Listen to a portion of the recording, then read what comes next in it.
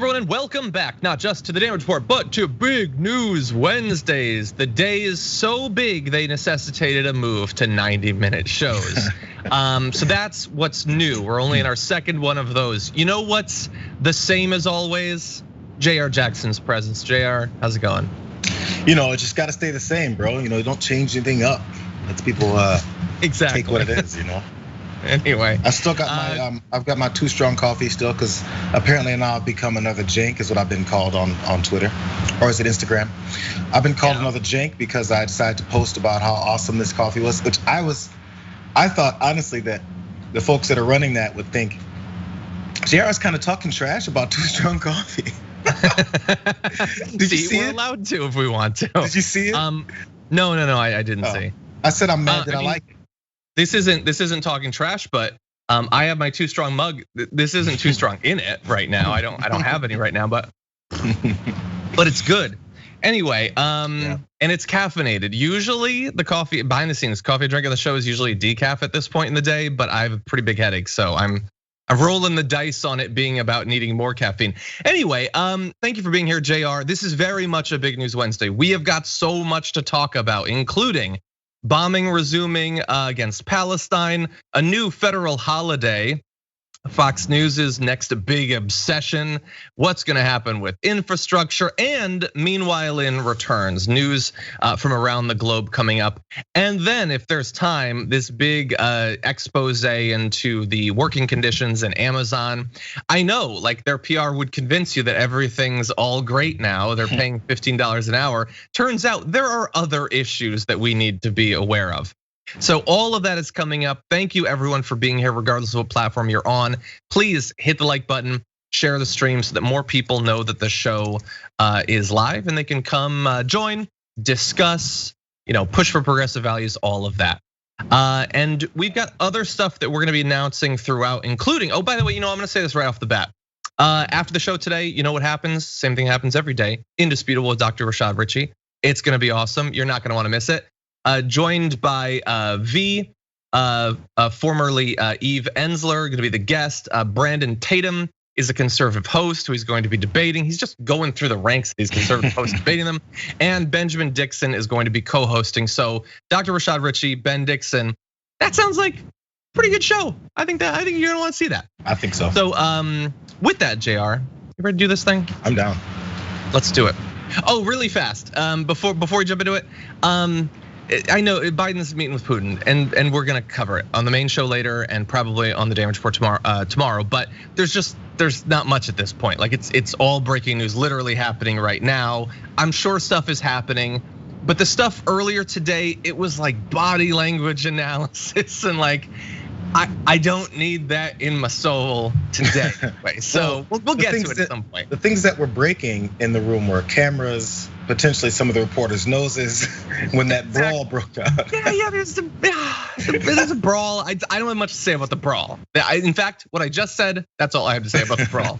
So with that, let's turn to other world news. We had a bit of a gap where the Israeli attacks on Palestine had ceased. The rockets from Hamas seem to have ceased as well. We had a changeover in the Israeli government. But the tensions were still there. In fact, they seem to be getting worse, as you can see in this little video. A group of people chanting "Death to Arabs" at a nationalist march. Let's take a look.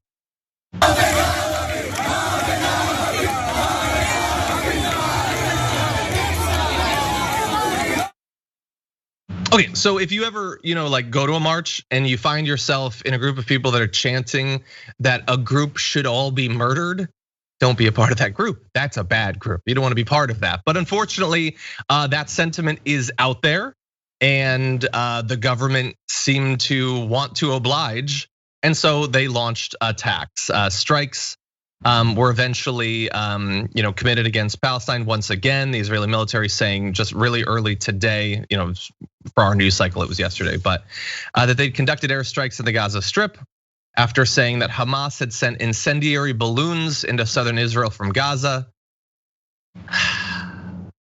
So I don't know. Look, I don't know what Hamas did. I don't know how many balloons they had. I don't know what the balloons did. We don't even have, as of when I was checking, actual knowledge about the casualties that were caused by the Israeli military airstrikes, let alone the balloons. But we are into a new government here, Jayar, but there's a possibility that the new government is going to want to, show its base that it is just as, lustful for the blood of Palestinians as the last one. Yeah, I mean, I guess let's not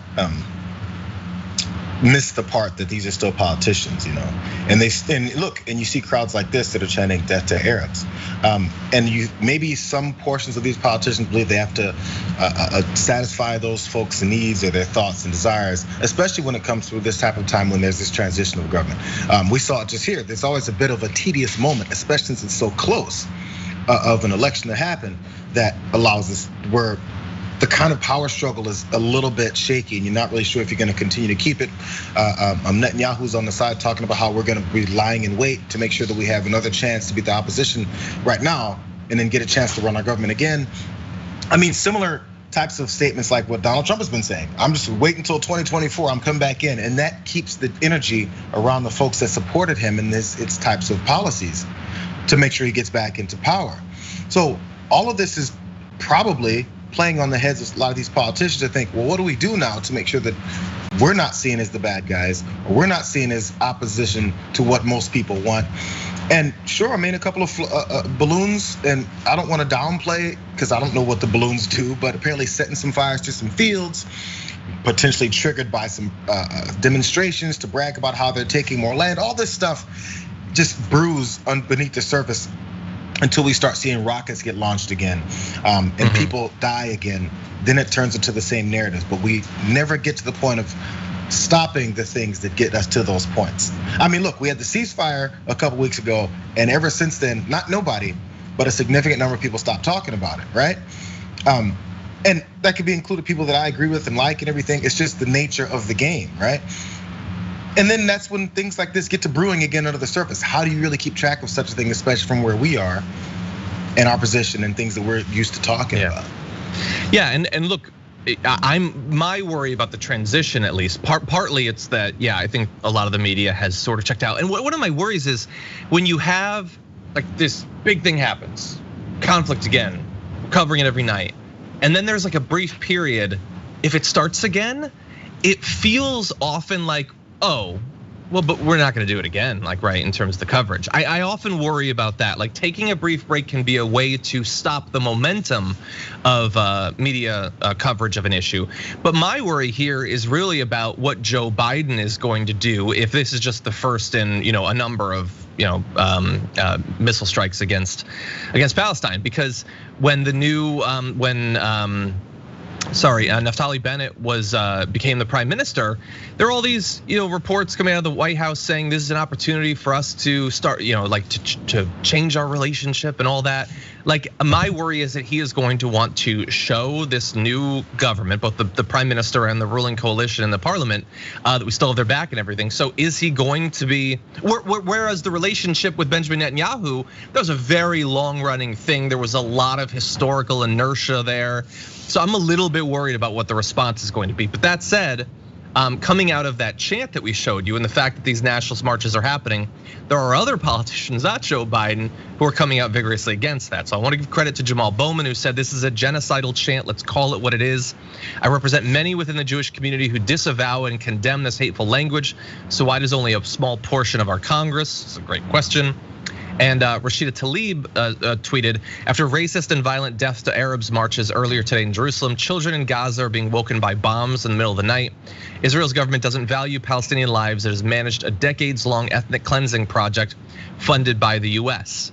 And that final point is a good one. It might be that Biden, even if he wanted to change our relationship with Israel, try to push for increased concern for the lives of Palestinians, which I don't take as a given that he will. Even if he were to, there's only so much directly we can make the Israeli government do when it comes to Palestine. We do have a lot of power, we don't often use it, but even then there's limits. But what we definitely can do is stop funding the bombs that are killing the people. or at the very least put some sort of requirements in terms of their use or considerations of human rights, whatever, for continued military support, both in direct cash payments and weapons and technology and things like that. But we're not doing literally any of those things. This is a wide spectrum of possible responses. We're not even in the same room as the spectrum, let alone on it. Yeah. Any further thoughts? No, I was looking for there's a potential point of the statement, because I read it the other day from Biden when Naftali Bennett came in, and it mentioned the peace between Palestinians and Israelis at the very end, in the very last sentence or two. The whole rest of it was talking about we're going to continue this support and relationship with one of our staunchest Middle East allies. Normal stuff you would hear, and we're going to make sure we preserve, the Israelis' right to defend itself. The similar thing. So, as far as wondering if the relationship's going to change with a different leader, no. As far as from our perspective, at least, it's a matter of continuing that relationship for our benefit and from our side, not necessarily to make sure that the peace is happening. You can see it from the levels of importance that go through the statement. The things at the end are kind of like the wrap up, and we had to throw that in there. At least that's what it feels like to me. So the relationship is going to be the same. I think that you might be onto something. And certainly this isn't right now, it's sort of timed with Biden's off doing his meeting. There's the G7, there's Putin and all that. Is he really going to be engaging that much with what's going on with Israel and Palestine? Doesn't seem like it. But that said, we are going to take our first break, because when we come back, we've got a lot. Not just the establishment of a new national holiday, but some right-wing crying about the fact that it will be a holiday, as well as more on what the right wing is trying to use, both to bamboozle their audience as well as fight back against increased understanding of the systemic racism in the US government. We've got that for you and more after this.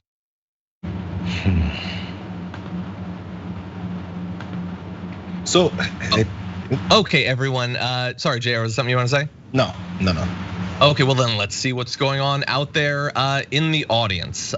We've got a new member on YouTube, Aerialist. Welcome to Tier 1 YouTube membership. Hope that you enjoy those emojis there.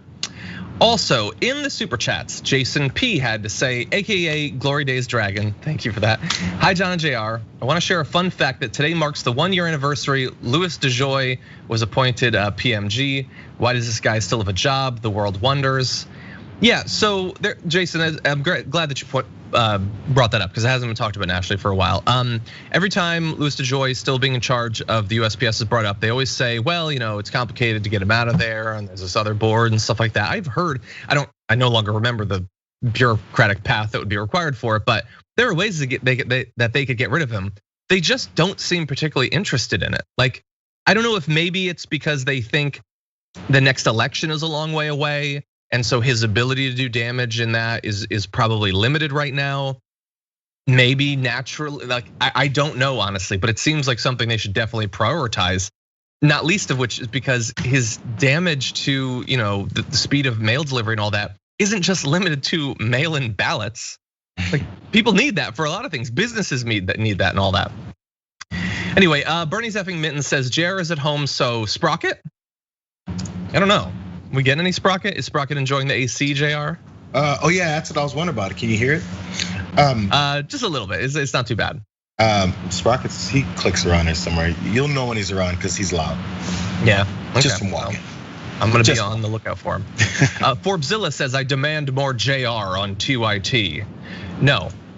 Anyway, Sean, no. Thankfully you get some Jayar. Right. Jayar, you're still doing the second hour of the power panel a good bit, right? Yeah, I haven't done it the past like 2 weeks, 3 weeks or so, but it's it bounces around. I am doing the Juneteenth special second hour this Friday. Oh, I'm gonna be. Don't worry. When we get back to this break, I'm gonna be giving people a full rundown of it. Actually, you know what I'm gonna do? I'm gonna work it into our next story, which actually has to do with that. Sean Umpleby says, just ordered my Uprising breakfast blend. Thanks to your reminder, love it so much. Thank you guys for being awesome. Thank you, Sean. I hope that you enjoy it. Daniel Johnson says, money equal power.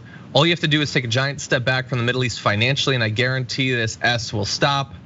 Yeah, certainly, there's considerations of the US military industrial complex, like we were focusing on right there. The fact that we sell weapons, we help maintain military technology and stuff like that. That's definitely a consideration.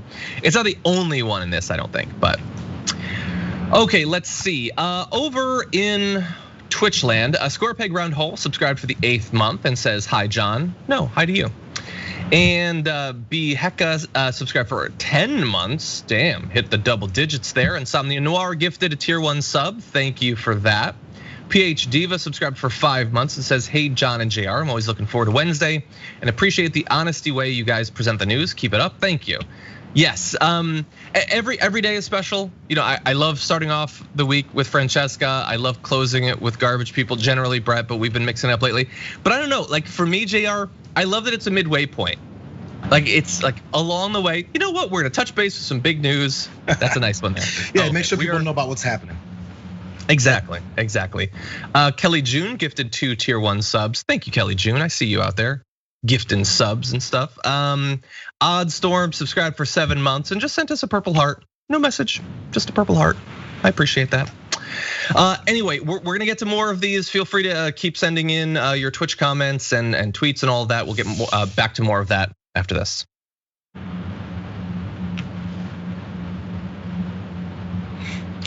Okay, more news for you as we launch on this next topic.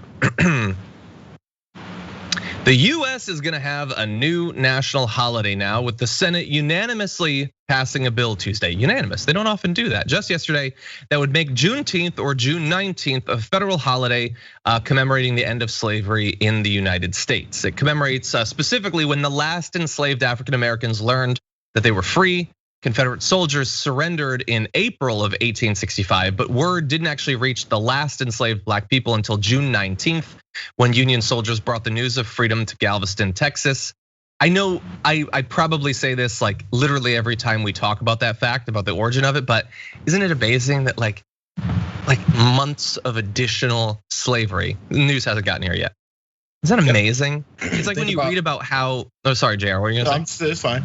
Just think about the people who died in those couple months, who were continually abused, separated, whatever, raped, maimed, killed, all that stuff that happened on a regular basis, the things that continue to happen even though they were technically free, Yeah, and of course, even on that day, it's not like, oh, good, I'm gonna go to my apartment then. Like, obviously it took like 140 years and counting to deal with the fallout of all of that. But yeah, that is fairly amazing. Now, it becoming a new national holiday is fairly significant. It becomes only the 12th federal holiday. It's expected to easily pass the House. I wouldn't take anything for granted, but it seems like this one should be a layup, which would then send it to President Joe Biden for his signature. And I kind of think he's gonna sign it. So that is good. We've got a statement from Senator Ed Markey, one of the, again, unanimous senators who voted for it, saying, we have a long road towards national justice in the United States, and we cannot get there without acknowledging our nation's original sin of slavery. It is long past time to make Juneteenth a federal holiday, which it will now be. So that is good. The fact that it was unanimous, even better. I mean, even the hate crimes legislation from earlier this year, they couldn't quite get that with Josh Hawley being the one to vote against. So Jayar, what do you think about this? It's surprising, I gotta be honest. That it's been talked about before as something to actually celebrate and recognize as something that was changed in the country. But the problem, I think, the reason why it's been so delayed is because with this recognition comes a conversation of what happened. No, you can't say, oh, we ended something without saying what something is. And we have a very long history of not talking about what it is, because it was horrible and it continues to not be addressed. It continues to not be acknowledged as the legacy that it continued on to hold on this country to this day. To this day, which we'll talk about the critical race theory later, won't we? Oh, we will. So the opposition for things like the teachings of it go hand in hand with recognizing what it is. It just makes sense, Look, we recognize the 4th of July, we recognize all this, the revolutionary stuff. We recognize that with so much pride, with fireworks and celebrations and the day off and drinking and beers and barbecues and all that. And then it's a celebration of who we are. We don't want to celebrate this because it shows who we are and who we were and our legacy of that. And so it's about time. And honestly, you should be proud of it. So the people who say things like, hey, if we talk about this, it's telling Americans we suck. You're kind of joining in, you're kind of indicting yourself to say that you suck. Nobody said you suck. We said what we used to do in this country sucks and we needed to fix it. So anyway, the recognition of it is long gone, and people who don't like it are gonna stick their heads up and raise their hand and show, hey, I'm the POS that doesn't like this. Yeah, well, and we're gonna have some of those for you, but thankfully, at least in the Senate, like, so someone on Twitch just said the reason it was unanimous is because it's just a gesture, it's not actual policy, which I get it, it's a fine point. That said, Republicans have long stood even against these sorts of gestures. Like the path for Martin Luther King Jr. Like to become a holiday. Like what was that like for decades because of Republicans? So this is actually better by comparison. But that said, I agree. It shouldn't just be a day to like have a hot dog or whatever. It has to be substantive. Like you said, it's supposed to be a celebration of who we actually are. And we're talking about it now, and we've got a little bit more for you. But that said, we can only talk so much. But you know where you can get a bunch more that recognizes all of this? That's on our Juneteenth special happening on Friday, June 18th. It's gonna be our third annual Juneteenth special. The first hour hosted by the amazing Ben Dixon. Jayar Jackson is actually gonna be hosting the second hour, and there's gonna be an amazing suite of guests. A ton of awesome people, Dr. Rashada Ritchie, Jason Carr, Charles Coleman, Wazi Lambre, Wisdom Cole. You've got academics, you've got communicators, you've got activists. We're gonna be talking about voter outreach, diversity in politics, representation, reparations, a number of different issues. This is 8 p.m. Eastern time, 5 p.m. Pacific time, Friday, June 18th. On Juneteenth, which will now be a federal holiday. It almost didn't get there though, Jayar, because in the past, some have had an issue with it. Not because of the substance of it, not because of anything having to do with it. It's totally other stuff though. For instance, Ron Johnson, who you probably know recently from being crazy about the Capitol attack. So back in July 2020, there was an attempt to establish this as a holiday. Bear in mind, that was under a Republican Senate with a Republican president. It was stopped because Ron Johnson objected to its passage. Now he said that he has supported resolutions recognizing the significance of Juneteenth, but he was concerned the new holiday would give federal employees another day off. So Jayar, it's not that he's racist, it's that he hates working people and he doesn't want them to ever rest. He doesn't want clear about it. Yeah, federal employees should not have the day off. I'm sorry, do you have more from him before I start talking about this guy? This is enough out of him, I think. The entirety of the US Congress in DC goes home for the entire month of August. They go home for the entire month of August. Not once every 4 years, not once every 10 years. Every August, they do not work. It's called the August recess. And now my kids in elementary school, you know how long recess is? 30, 45 minutes, if that long, I think 30 minutes. They get a month off every year. Now is Ron Johnson going, you know what? I'm tired of us legislators getting an entire month off. You know, we're federal workers. We don't deserve a month off why we have a month off every year? You have a month off every year because you get it off and that's been established and it's just the norm now. No one questions it anymore. But you don't object to that. By the way, the whole point of this is you're supposed to go home and talk to your constituents and really get in with the people and understand what they want and need. We know that's not happening because politicians don't represent anyone except for their donors. So this whole idea that these workers can't take another one day off to recognize something like this is. I've paused from cussing 4 times now. It's total BS. It's just it's outright, and he knows it is. He doesn't have to even try and mask it. But the people who like him are okay with that. Yeah. By the way, take away most of their recesses. You know, I know that there's a legitimate need for some of it. They're supposed to go to their districts and actually work for their constituents. Let's bear in mind they mostly don't do that. I think it should be way harder to be a representative in terms of time off, in terms of pay and all that. Let's make it more difficult so that more of them get burned out and don't just sit there for their whole life. It should be difficult. You should want to get into it because you care that much. You're willing to do this grueling work. And you get in, you grind it out, you get some achievements, and then if it ever becomes not worth it to you, like you don't care so much to do the work, get the hell out of there and let someone else do the job. It shouldn't be something that most of its recess. Anyway, let's turn now to another angle on this. So Juneteenth is now going to be a federal holiday. Most people, I think that's a pretty good thing. It's a recognition of an incredibly important historical event, a time to perhaps reflect on the history of slavery and all of that, or the work that we still need to do. Not everyone on social media was so happy to see it. And I just wanted to point out this. It's one of those, like, you could plug in like 1,000 different white conservatives that do like YouTube channels for the Daily Wire, the Daily Caller, I don't even know.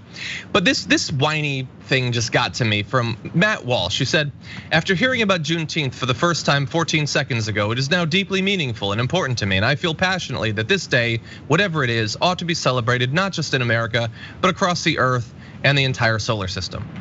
So there he's attempting to be clever, because right-wingers are very funny, and mocking that people take this holiday seriously or think that it's worthy of some sort of recognition.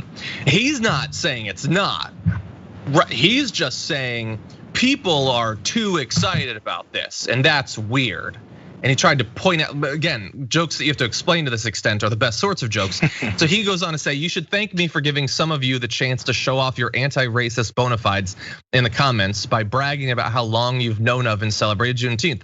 I can see some are already taking advantage of this opportunity. You're welcome. See, he's not sad and whiny about it becoming a holiday. He's laughing, and all of his friends are laughing right out of frame. You can't see them, but they're all laughing at this. And it's just, like, he can't come out and say, I love slavery, it's awesome, we should have it again. But he wants to send a signal to his audience that you shouldn't be happy about this. This isn't progress. We shouldn't acknowledge something like Juneteenth. We're gonna be pissy about it. Man, people are saying they care about it, but they didn't even know about it. Well, that's one reason, by the way, to have a goddamn holiday is so that people learn about these sorts of things. A lot of our holidays are commemorating things from decades and decades and decades ago, or hundreds of years ago. And if they weren't holidays, maybe kids growing up in school wouldn't learn so much about them. But for him, it's just, I have to have something out there to whine about. Because Americans know everything about Christopher Columbus and that holiday that's celebrated. Yeah, it affects our lives every day. Yeah, and they celebrate Veterans Day. Yes, on all these holidays where we have these things set aside for whatever reason, some good, some pointless, like Christopher Columbus Day. People still recognize it and then post their things about how they honor people who have done things that they never did, or sacrificed what they never sacrificed, or contributed to the country the way that they haven't, or maybe that they would like to. All these things that you would inspire to help people make this country a better place. Now, if you want to point out how much you don't know about a holiday, about a significant portion of the entire country being freed from bondage, then that's just up to you to point out how much of an ignorant a-hole that you can be. So you just learned about it 14 seconds ago. I think that's part of the problem there, Matt. And the problem is the rest of people that are gonna be commenting on your thread, also that same problem. Let's ignore the fact that we enslaved people for this many years and built the nation on that enslavement. Let's celebrate the fact that we don't care about that. Let's celebrate the fact we don't know when it ended. Let's celebrate the fact that we didn't want it to end. Let's keep it real. That in order for it to end, we had to have a civil war for that to happen. And the flag of the traitorous separatist group from the country still flies in many states in this country. That is true. Because they don't know about the history of enslaving people and also fighting for their lives to make sure it didn't end. Yeah. That's the history you don't want to know about. That's history you just learned about 14 seconds ago. And because you learned about it 14 seconds ago, you're the good guy? Or are you the dumbass? I think we know. Yeah, and in the country you also have this continued effort to try to reframe slavery as a thing that wasn't so bad. Maybe it's important that we do actually focus on it a little bit more. By the way, I just want to give one more example of the sort of the pathetic psychological thing that leads to his tweet. I remembered an example of this, and it was when the movie Black Panther had come out and people were like excited about it, And so Ben Shapiro had to tweet this: Wakanda does not exist. Because like he can't help but reveal himself. It bothers him so much that people were happy, that they had something that they liked. For some people, there was a thing that they could like, and he just sat there, he just has to say something and try to ruin it. How dare you be happy about a movie?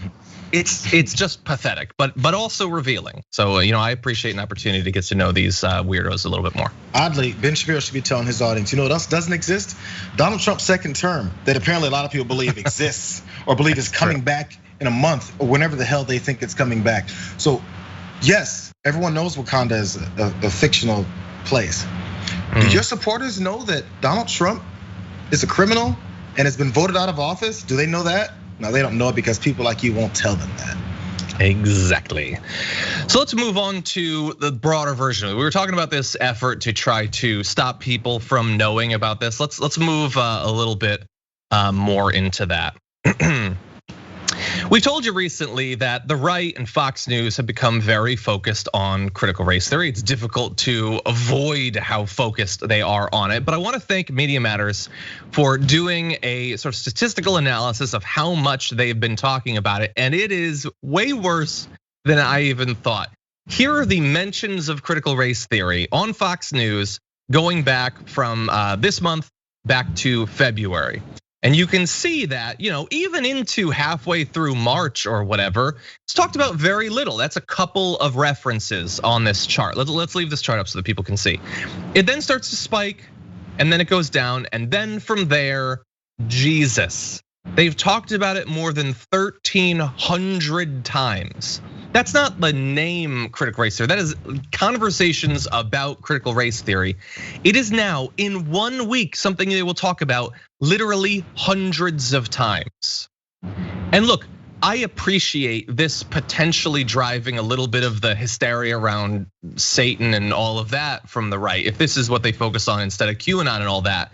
But there's a downside to it too, especially when this, and let's just remind people, it is an academic framework, a lens to look at history that focuses on the fact that there has been systemic racism that is simply undeniable.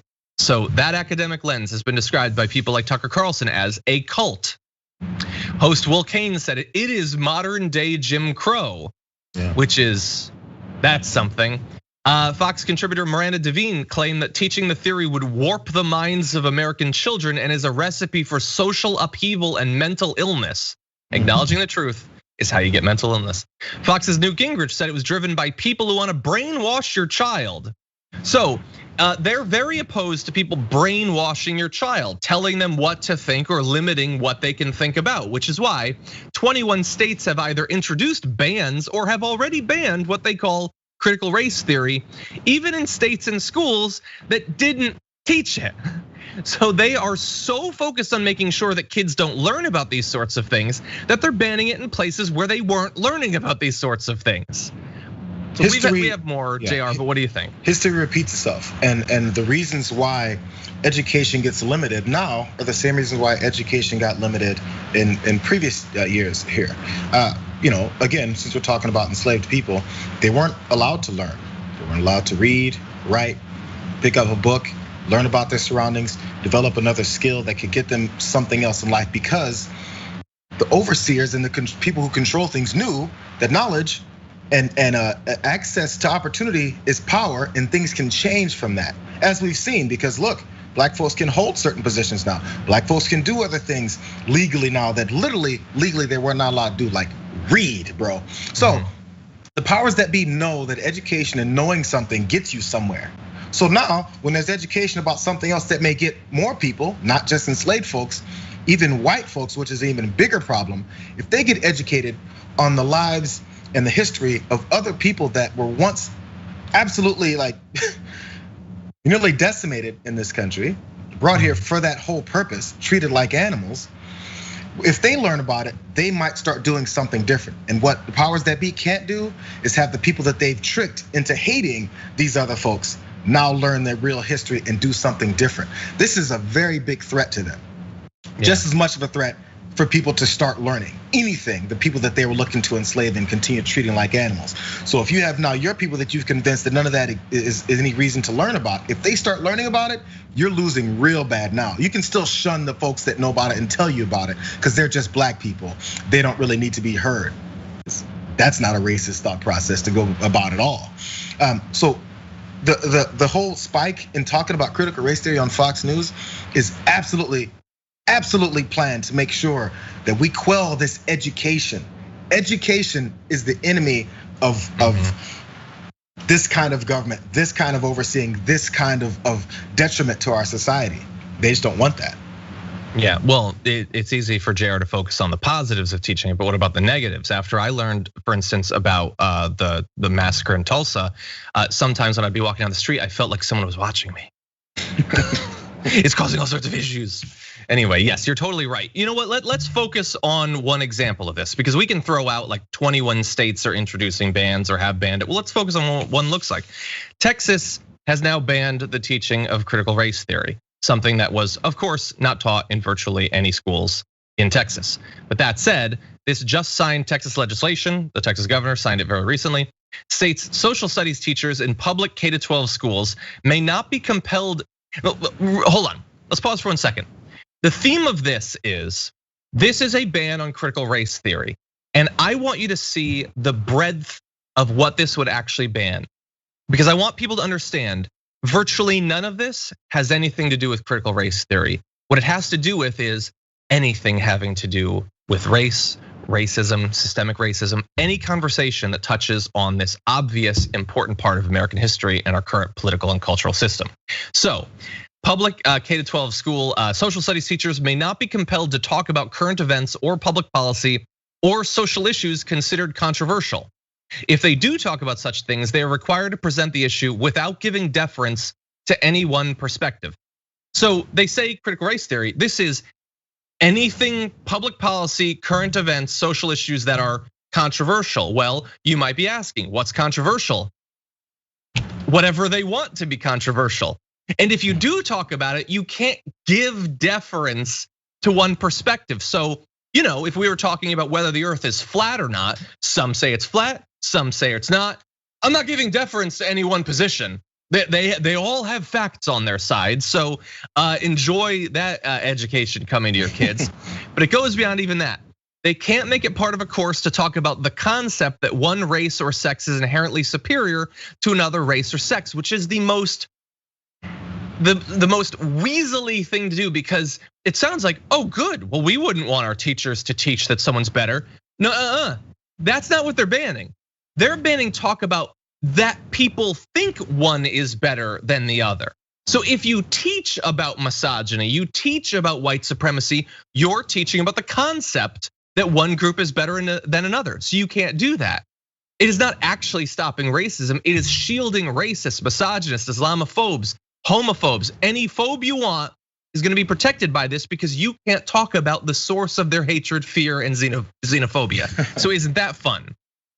You can't talk about the concept that someone could be discriminated against or receive adverse treatment solely or partly because of the individual's race, which literally just means you can't talk about racism. You can't talk about any bias that infringes on someone's life. Presumably they'll have some sort of, you can talk about the fact that it's harder to be a white male than anything else in the country. They'll find some way to grant you that. And you can't talk about the concept that an individual's moral character, standing, or worth is necessarily determined by the individual's race or sex. So they are saying they want to ban the generally grad school specific academic lens of critical race theory. They're banning any discussion about any bias, any bigotry, any hatred whatsoever, and anything controversial. So get ready for a whole bunch of just watching everything that a teacher says, and a bunch of Fox News stories are gonna crop up. They're gonna try to get people fired for talk about civil rights, about literally anything that go. Imagine this being about any other genocidal organization or genocidal government institution. Pick one. You can't teach about the Nazis. Pick Jewish folks being murdered. You can't teach about the Holocaust. Can't teach about Holocaust. Can't teach about Armenian genocide. Can't teach about anything that happens to a group of oppressed people, because you might make the oppressors look bad. That's all this is. You might make the oppressors and the people who support what the oppressors did for a long time and then eventually ended because of violence, because of actual physical pushback. The only reason why any of these things ended is because of that, and you can't talk about it. Or you might make the bad guys look bad. Yep. What does that make you? makes you one of the bad guys. It's outrageous. Now, again, and if this was across the board, if this was getting Spike talk about on Fox News about how much we can't talk about how bad Hitler and the Nazis were, and the reasons why World War II led to what it led to, I think you might have a large group of Americans go, wait, what? Why? Wait, what are you trying to hide? What are you covering up? Why do you hate Jewish folks? This is some anti-Semitic teachings that are going on here, and they'd be right in saying so. Yeah. For some reason, and I know that reason, we don't have that same kind of anger and pushback when it comes to this type of legislation. Of course, many of us do, but as a broad range in the country, we don't. And the only reason for that is because from that institution, we continue holding these negative thoughts about these folks that were oppressed, murdered, and enslaved for this long, that we still don't like them enough to teach what happened to them. That lives. If you don't like teaching about what happened, you don't like the people that were enslaved. It's just straight up.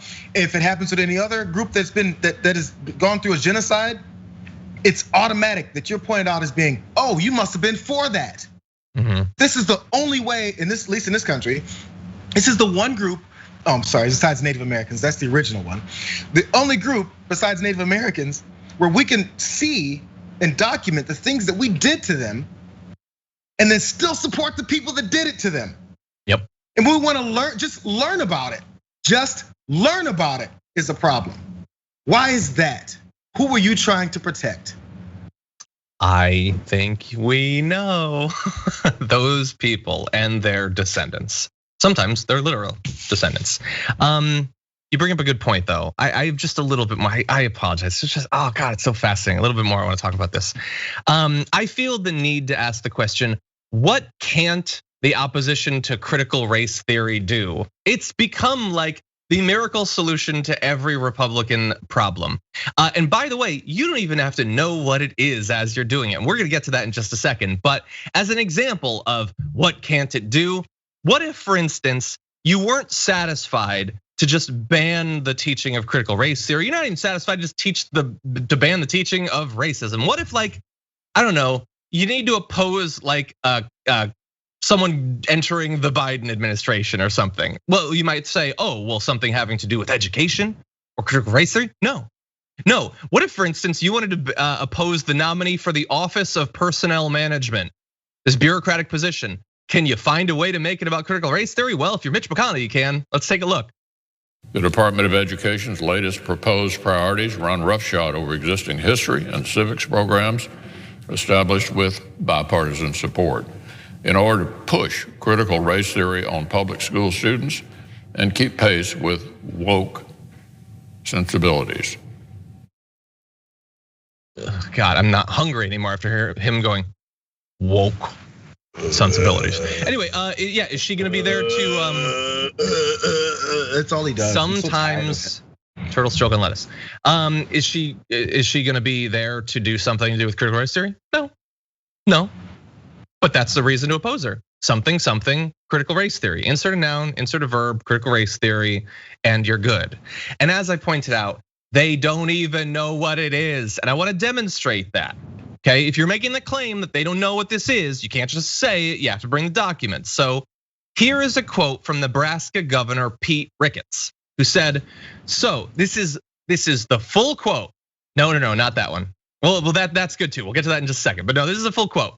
I didn't even know that's supposed to be in the notes section. How do you even have that? Anyway, so the critical race theory, and I can't think of the author right off the top of my head who wrote about this, really had a theory that at the high level is one that really starts creating those divisions between us about defining who we are based on race and that sort of thing, and really not about how to bring us together as Americans rather than and dividing us, and also having a lot of very socialist type ideas about how that would be implemented in our state.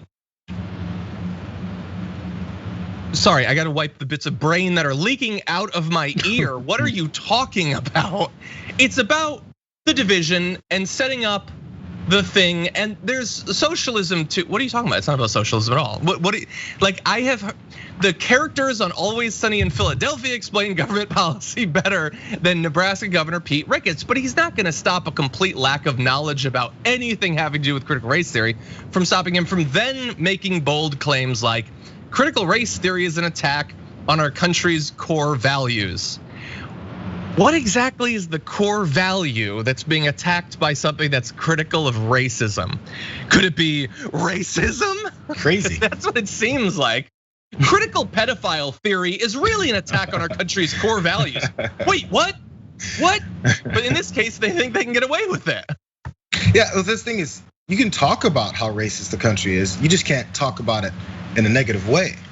You can talk about how racist our country is and go, but that's good. And people go, okay, as long as you're celebrating us, you can say all that you want. Because he just said it. It is against the core values of our nation. Talking about eradicating and addressing racism is against the core values of our country. That's the reason why, number one, he has no idea what it is. That's obvious. The people that do want to make sure they don't say what it is. That's just, and maybe he does know, and this is why he rambled for so long. He's trying to come up with some kind of alternative definition that scares people. That's why, okay, I'm gonna show you the points in this. The high level, so that means high up people that are powerful coming to get you are doing this. High up level, because Americans have this thing in their stomachs because they feel like we're all fighting a revolutionary war in 2021. Oh my God, the high level coming for us. Let's go kill someone. Okay, the high level's there. Divisions. Now, the divisions aren't from the people who actually literally told other human beings that they're not humans, or that fought a war to keep enslaving people. That's not a division. The people who want to point it out are the divisive ones, who are based on race, this sort of thing, not to bring us together. They want to bring us together. We're bringing together. They're trying to divide us. All these things are digging into the pit of people's stomachs. And let's toss in Marxism, socialism, and all that stuff just to scare them at the end, to make sure that they know, oh my God, and they're Marxists and socialists too. Yep. Oh my God, they're coming for us from a high level and they're trying to divide us while we're trying to keep everyone together. And I don't remember her name though. Come on. And I don't even remember where I read this article that said, great point, Jayar. Unfortunately, okay, we do have to take our second break. When we come back though, hey John, can we do something off topic of this? Because this is ruining. Oh, we're turning to infrastructure after this, so not necessarily going to make you any happier. But we are going to be talking about what's going to happen with reconciliation, the bipartisan group, all of that and more after this.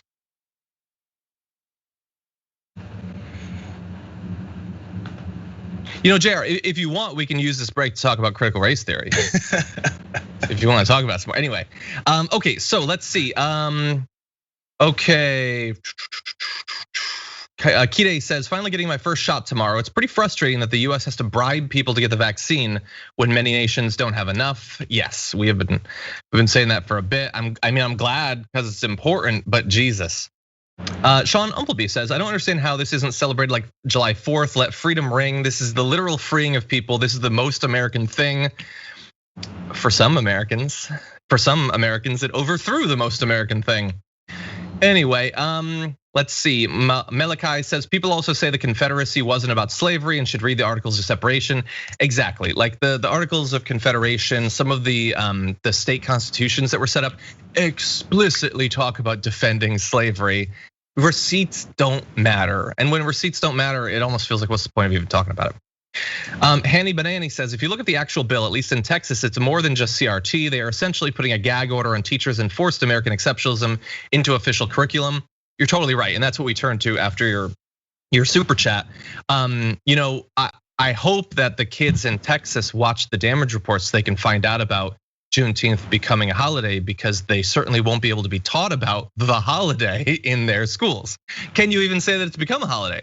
Because I don't know, it becoming a holiday was controversial according to Ron Johnson. So anyway, Bernie's effing mittens says they want to ban critical thinking, period. Exactly, they can talk about propaganda. They want to produce compliant, dim-witted cogs in machines. That's what they want to produce. They don't want to produce people that understand what the country is, its history and all of that.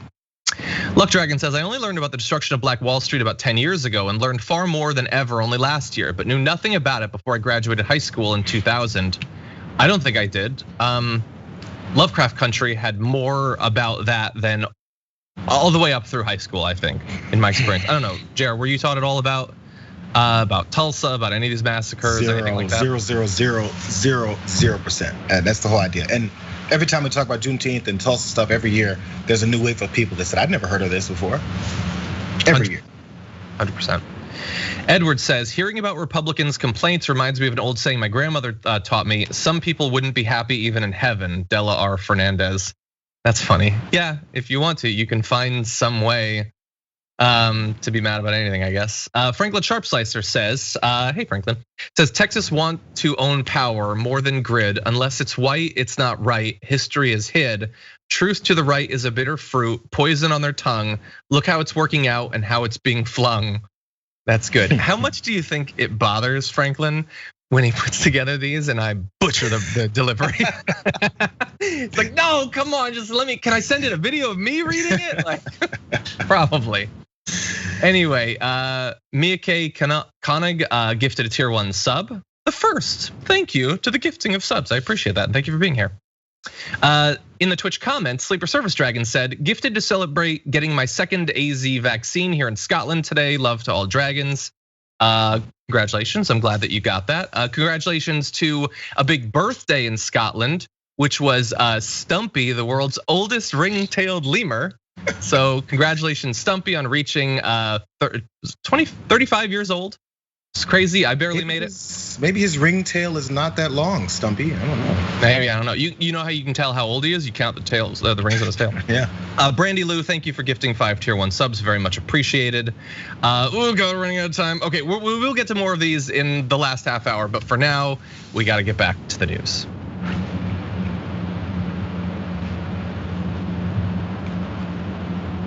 Okay, a little bit more news for you, but before we get to that, there's 2 things I want to address. One, I want to send a special birthday shout out to Annie, who turns 60 today. Happy 60th birthday, Annie. And also, I think it's time, thank you, Jayar. I think it's time to give the pet of the week shout out, which we normally only do on the Instagram, but there was a special request. So can we bring up, let's see, Mishti. This is producer Ashwarya's dog. Do we have the photo?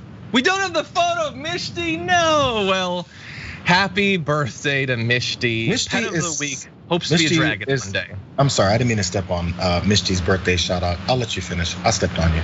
I'm good, thank you, Mishti. Mishti is a great looking dog. That's one of those dogs. That is a good looking dog. What breed is that? Like, I don't do that a lot. I'll stop and ask one, what kind of dog is that? Because I'm horrible at dog breeds. And it's just a good looking dog.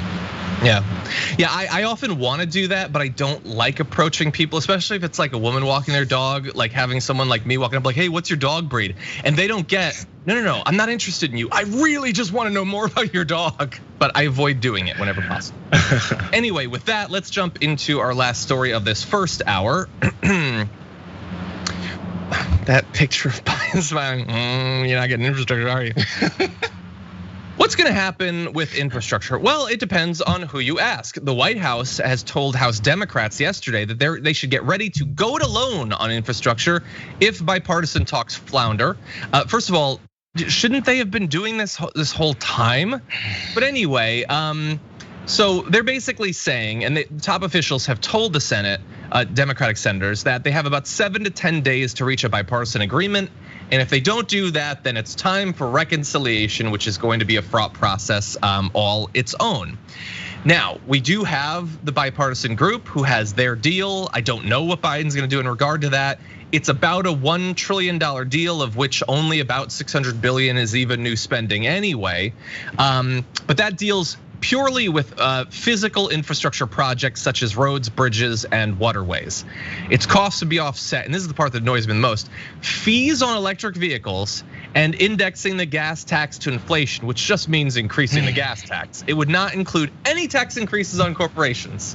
So we're gonna give you less, we're gonna fix less, and we're gonna charge you for it rather than corporations. So you're gonna pay more for your gas. If you get an electric car, something that would actually help us to fight climate change, we're gonna give you an extra tax for that, just so we can stop corporations from being taxed at what they were taxed just 4 years ago. So that's the bipartisan deal. We don't know if it's actually gonna happen, but Jayar, Democrats are now saying, okay, well maybe we pass that, And then we have a separate bill that does the non-physical infrastructure, because definitely Joe Manchin and Kyrsten Sinema will vote for that after doing the one with the Republicans. What do you think? Everything that we're trying to do as far as legislation through this country, with currently, when you have this kind of opposition, is just constant giveaways and constant trust in people that have told you over and over again how much they are not to be trusted, that what their true intentions are to get none of this done. What makes any of them believe that because if they split this up and do it different ways and go for this bipartisan route, that that's something that will help? That's the first thing that you're supposed to be doing, right? And they're not doing any of it. Instead, it's the worry about making sure that the folks who've told you over and over again, we want nothing done. In fact, we want to go backwards. That we're the people that are worthy of being negotiated with. The Kyrsten Sinemas Kyrsten Sinemas and the Joe Manchins of the world, why would they agree to the next thing that they said they don't want in a separate bill? What does that mean? Who cares? So we're gonna separate what they said they don't want to do? Why? Who cares? Yeah. Now, also by the way, this whole thing about the White House telling the House Democrats to get ready to go in it alone. You can have these conversations without talking to the Hill. You can say, hey, we're gonna give Senate negotiators 7 to 10 more days to reach a bipartisan agreement. Why do we need to tell the Hill that? It's only to make sure that we're telling Republicans, hey, you guys, in 7 to 10 days, we're gonna finally start doing something different. Prepare, not just House Democrats. Hey, Republicans, prepare your media talking points, sharpen your knives, and make sure you come after us for everything else that has nothing to do with what we're actually trying to do to offset it. Why are you showing your hand like this? It's really weird. It does feel like that. By the way, we got a super chat from Luck Dragon who says, I'm gonna be pissed if I have to pay a higher tax on my Tesla rather than Elon being properly taxed. Or at the very least, to avoid Tesla being taxed, your Tesla will get taxed. But the thing. Yeah, how much are they still talking about that whole report about how the richest in the country literally pay nothing? Oh, we're gonna talk about it right after this break, actually. And that revelation, and now we're just not talking about it. Nope, they're not. But we're going to, actually. That's our next story. But anyway, yeah, I don't have any faith that there would be 50 votes, even for reconciliation bill, for the actual climate focused part of this afterward. I don't know why anyone would have any faith in that. I don't even know that they necessarily can do it, because a Senate parliamentarian who's stronger than Thanos apparently says you only get one more. So who's to say we'll even be able to do it via reconciliation? And even then you wouldn't get the votes. So no, it all has to be here. And like people have been saying, no climate, no deal. It has to be a true infrastructure bill. If Biden fails on this, he's failed on literally everything. Okay, unfortunately, that's all the time we have for this first hour. So thank you to our linear audience. We appreciate you being here. For those of you on Twitch and on YouTube, we've got more coming up for you, a number of different stories, including Meanwhile In. We got so much to talk about, so please don't go anywhere, including what Jayar was just alluding to. We've got that after a short break.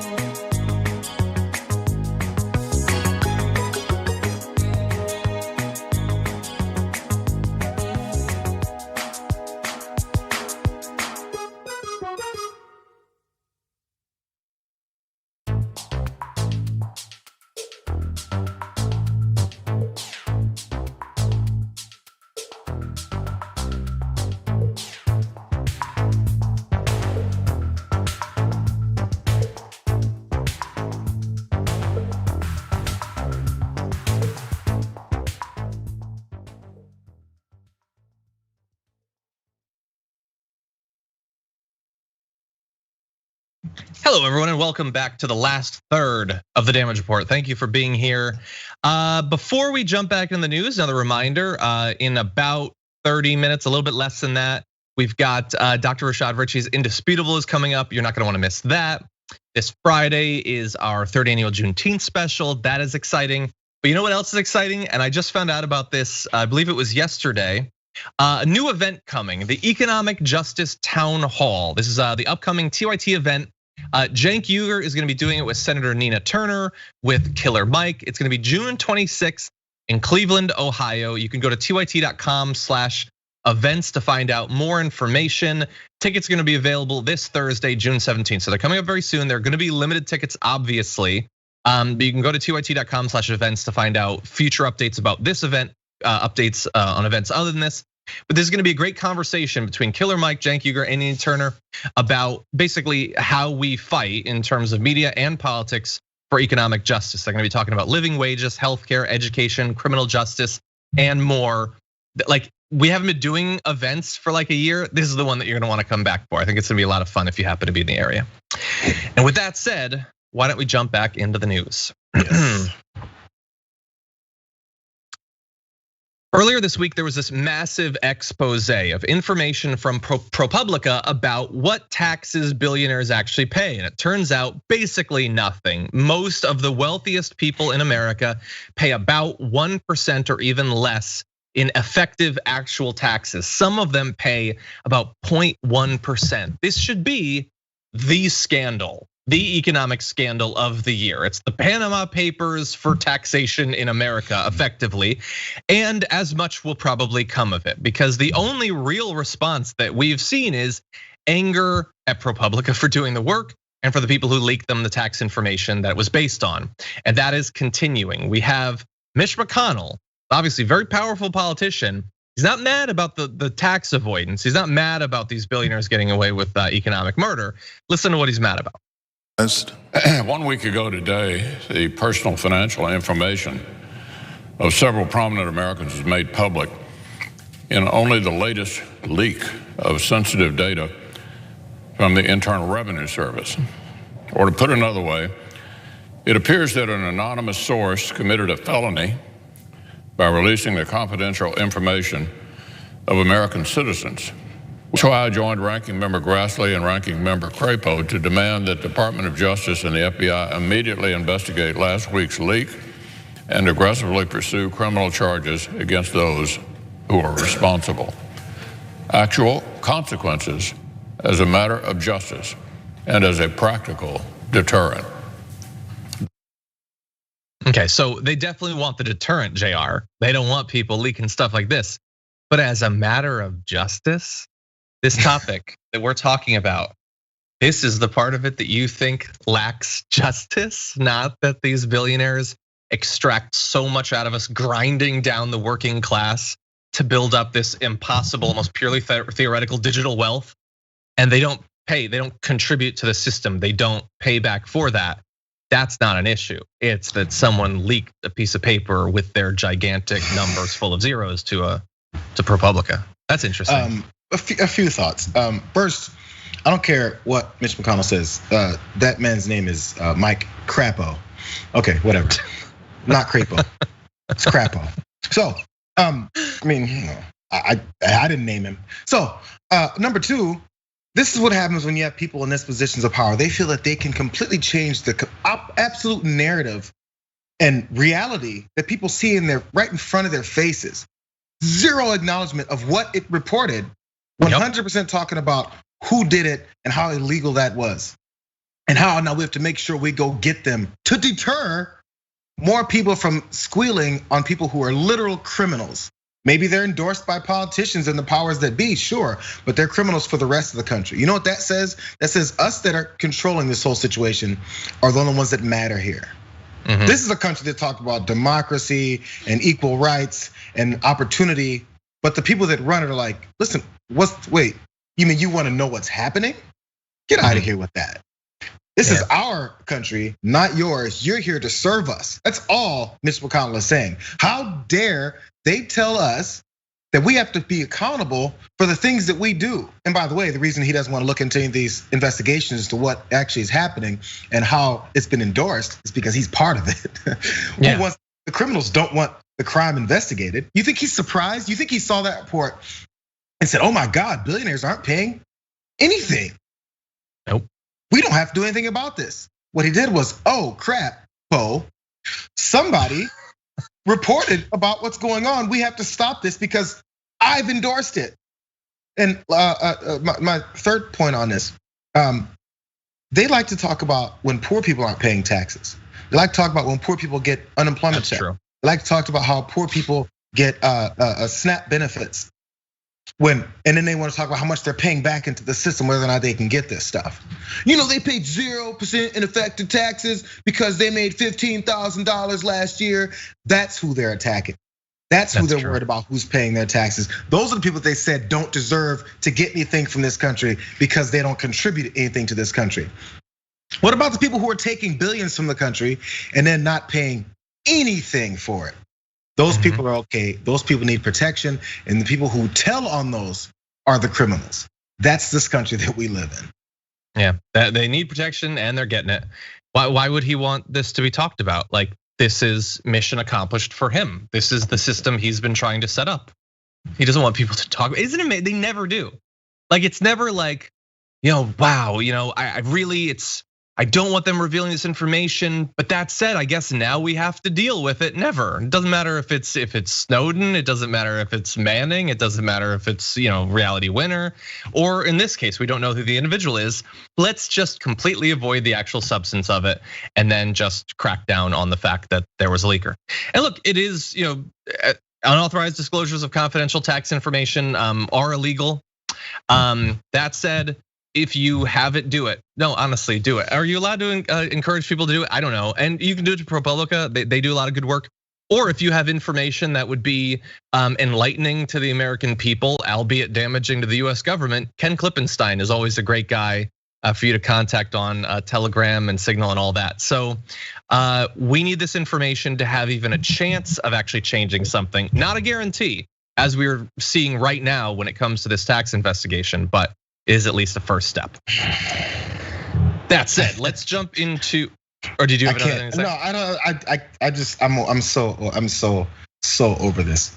And honestly, I don't have much faith anything else will happen. There's whistleblower protections. There's things all time to make sure that if you do something that's normally considered illegal, there's protections for you to do it because of the reasons that you broke that law is for the betterment of the rest of society or just for yourself.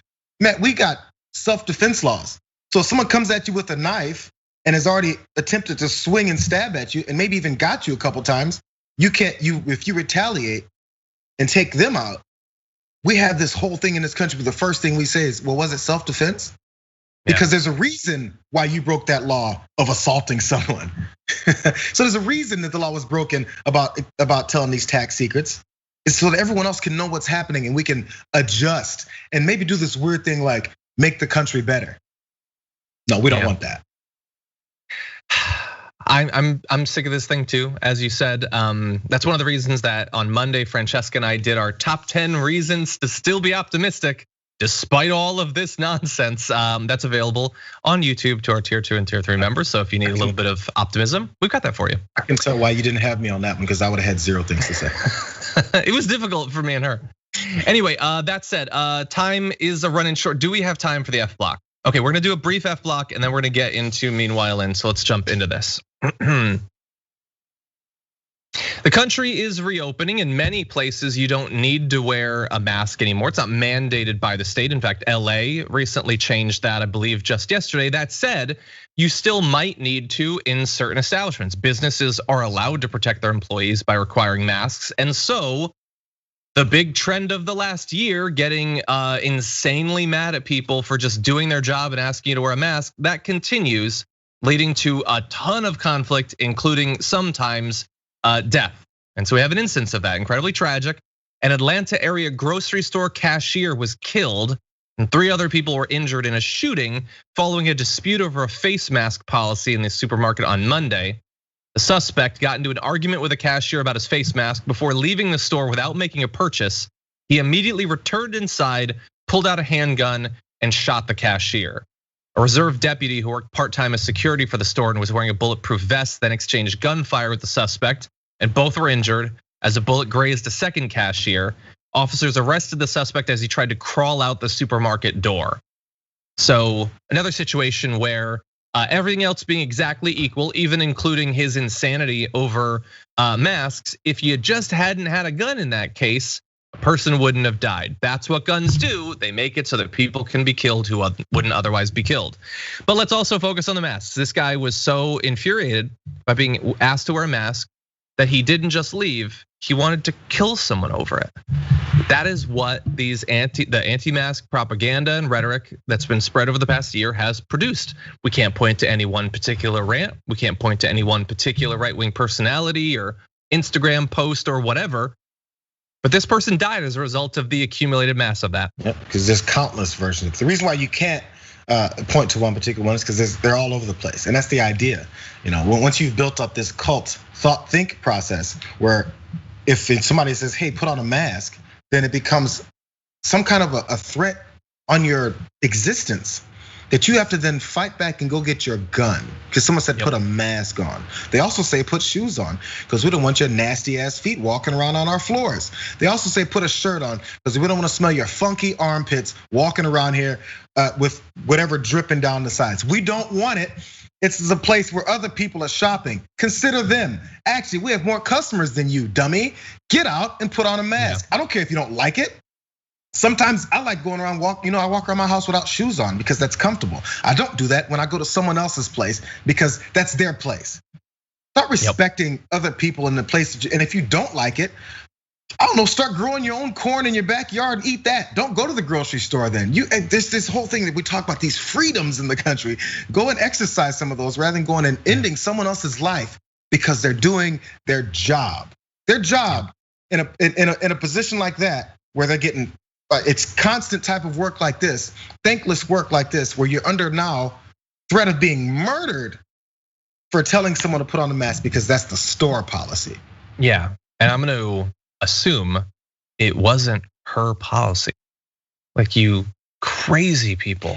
Like, you're arguing with the cashier at Trader Joe's. They didn't come up with the mask policy. They're just trying to do their job in incredibly dangerous and difficult circumstances anyway during a pandemic. So again, like these crazy right wingers spread this message, and who hurts? The working class. Not like the CEO made the decision; he shouldn't suffer at all either. But like, it is the frontline workers that are going to be victimized by these insane people. Anyway, okay, we are running low on time, and I want to make sure that we can get to these. So with that, are we ready to do this? Ready. Okay, let's pause for 1 sec. This one's a little bit more complex, but we're good. Okay. Yeah. And now it's time for news from around the world, and meanwhile in.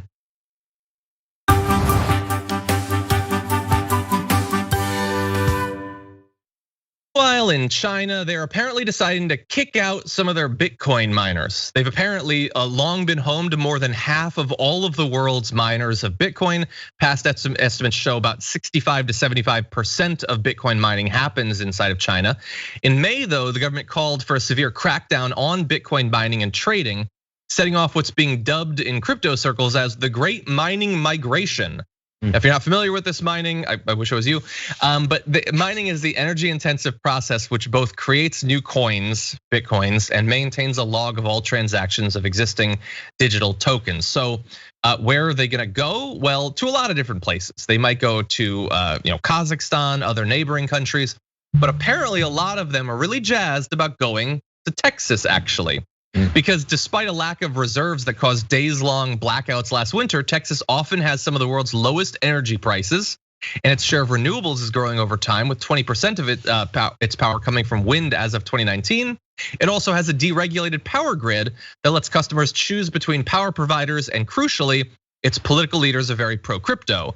These are dream conditions for miners. So many of them might end up going there and doing the incredibly energy-intensive cryptocurrency mining that, let's just bear in mind, seems like kind of a bad match for a power grid that right now is resulting, as you'll see in this headline, with Texans being urged to reduce cooking and cleaning so that they won't use power. They're also told, by the way, don't set your AC to anything lower than 78 because there isn't enough power for it.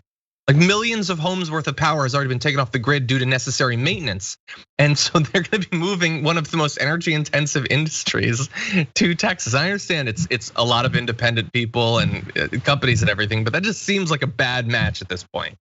They maybe should plan that part out a little bit better.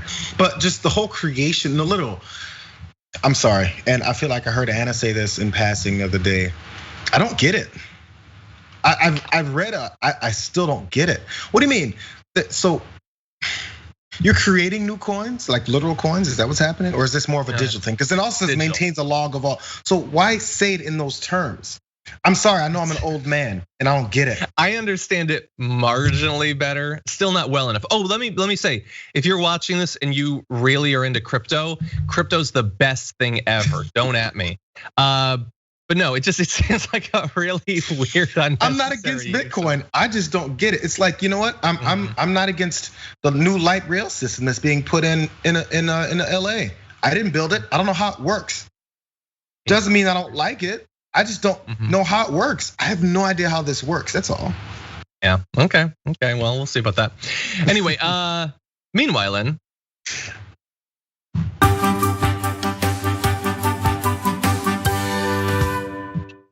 and me trying to throw off the director.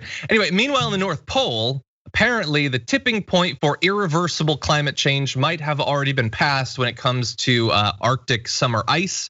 We have Dr. Marcus Rex. So Dr. Marcus Rex was involved in this year-long expedition to the North Pole involving hundreds of scientists. Says the disappearance of summer sea ice in the Arctic is one of the first landmines in this minefield, one of the tipping points that we set off first when we push warming too far. And one can essentially ask if we've already stepped on this mine and already set off the beginning of the explosion. So 20 different countries sent 300 different scientists for a year to the Arctic. They actually spent most of the pandemic there, which seems like a pretty good place to do it, actually. And so what's the problem? What are they finding? Well, there's way less ice than there was before. So why is that so significant? Well, it's significant because the white ice sheets which cover the Arctic help to reflect solar rays and heat back into space. This allows Earth's climate to stay relatively cool, and without it, temperatures could spiral out of control. That's because as the snow and ice melt, the darker ground beneath the freezing surface absorbs more sunlight. So that is both true on ground, actual land in the Arctic. It's also true for Arctic sea ice, which reflects far more of the sunlight than the darker ocean water that it's covering. So you get less ice because of the heating, and you get more heating because of the less ice. It's a vicious cycle, as they say. Well, I mean, all we have to do is put it in the freezer or something, right? There's the whole thing about not being able to revert back to what it was. I think it gets way understated, because we still see snow in Minnesota in January. It's such a small approach to a larger problem. Just pay attention to it. Like no one is attacking based off of telling you what the reality is in different places that you haven't been. So we like to criticize politicians if they don't go to the border, because they can't talk about the border issue without being at the border, to stand there with their sleeves rolled up and say, I'm at the border. But you have scientists and smart people that go and study a place like the Arctic and go and tell us what's happening there. And when they come back and tell you, I was there, this is what's happening, we go, oh, paid off scientists. They do. I don't know. It is incredibly frustrating. Oh, by the way, I was there too. We had to go quite far north to hit sea ice, by the way. It was a climate change boat. It was a different thing. It wasn't that mission. But anyway, massive problem. Obviously, we like to occasionally return to this, just to remind people how significant it is. Please don't forget about this with all of the other stuff that we have to deal with. Now, that said, we only have a few minutes left. But meanwhile, in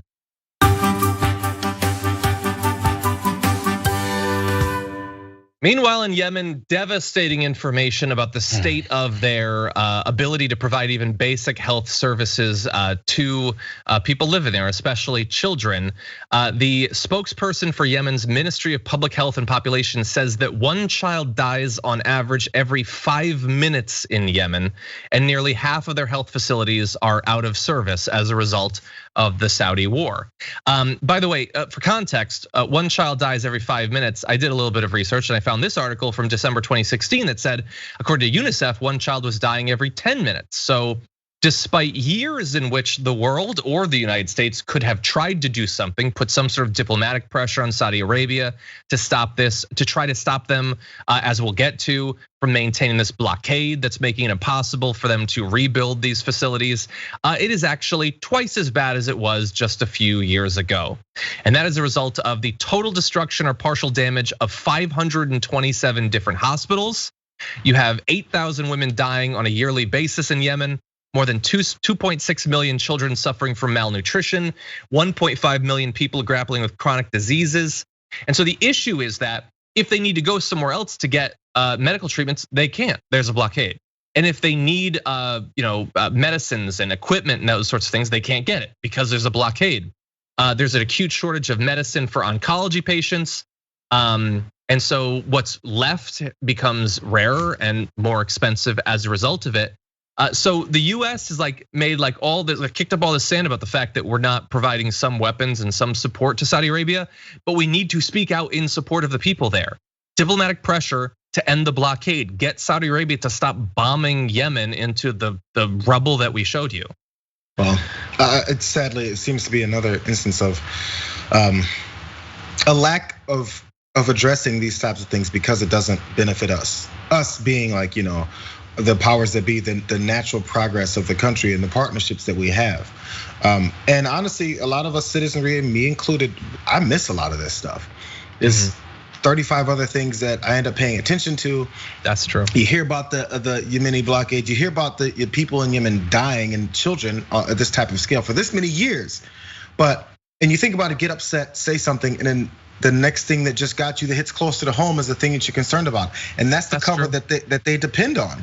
And so this is when our government and our leaders are supposed to be, that's why we have these coalitions, groups of people that are supposed to be set aside to address these things. Because it's hard for all of us to know this and for us to push this in. I agree. Sorry, we don't have much time. Go ahead. I know, but I appreciate what you said, and this is why we keep returning this. I can't tell you how many times we talked about this, and unfortunately, progress has been very slow. That said, Jayar, thank you as always for not only joining us on Big News Wednesday, but making it Big News Wednesday. We appreciate you being here. I'm gonna go try and calm down because I'm still mad.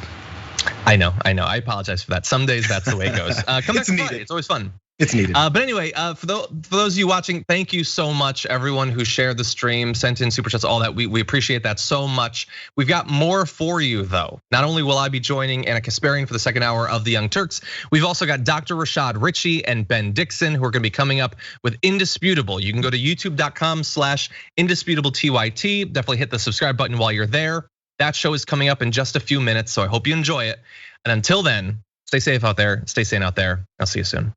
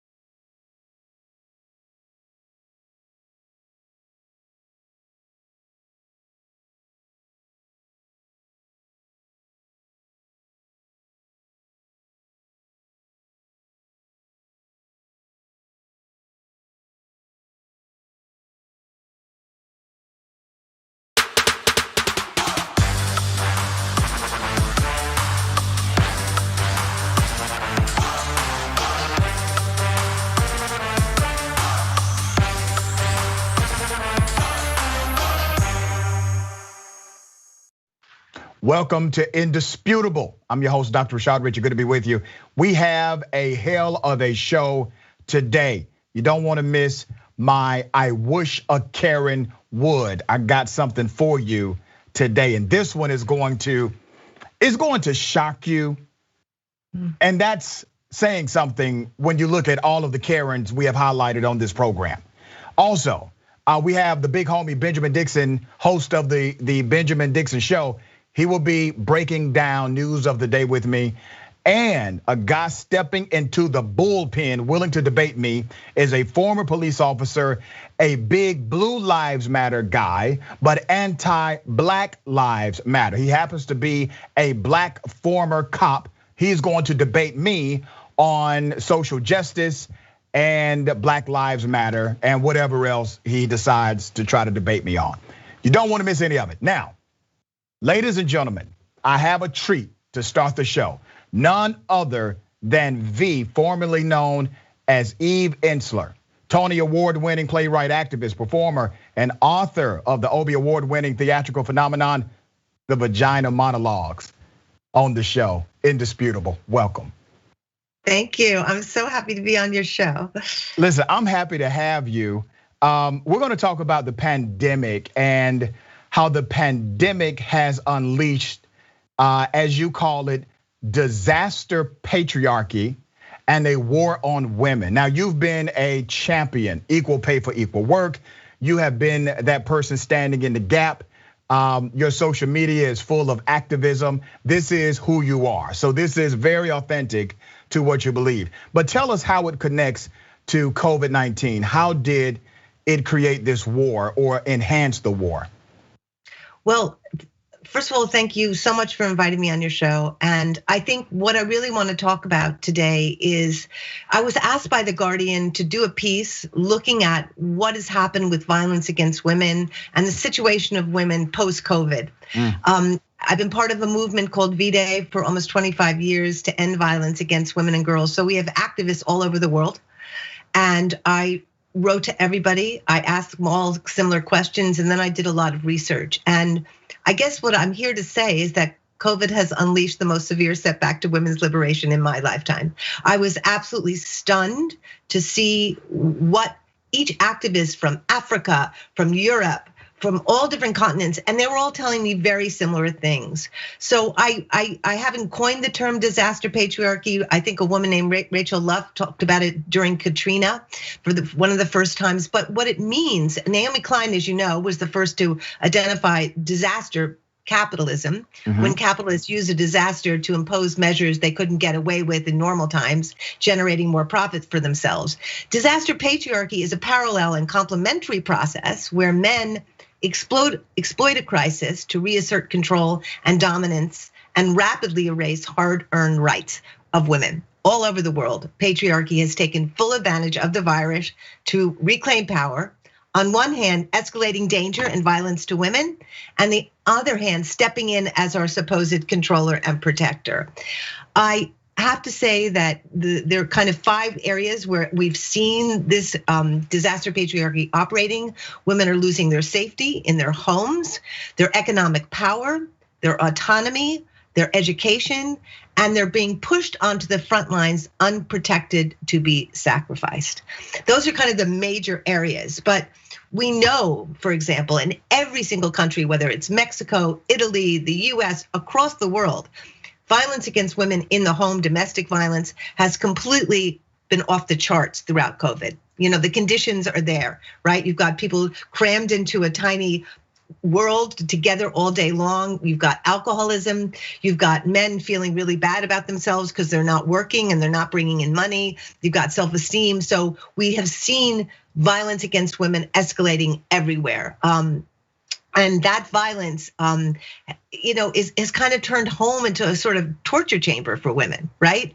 On top of that, we've seen the spread of revenge porn as lockdown has pushed the world online, right?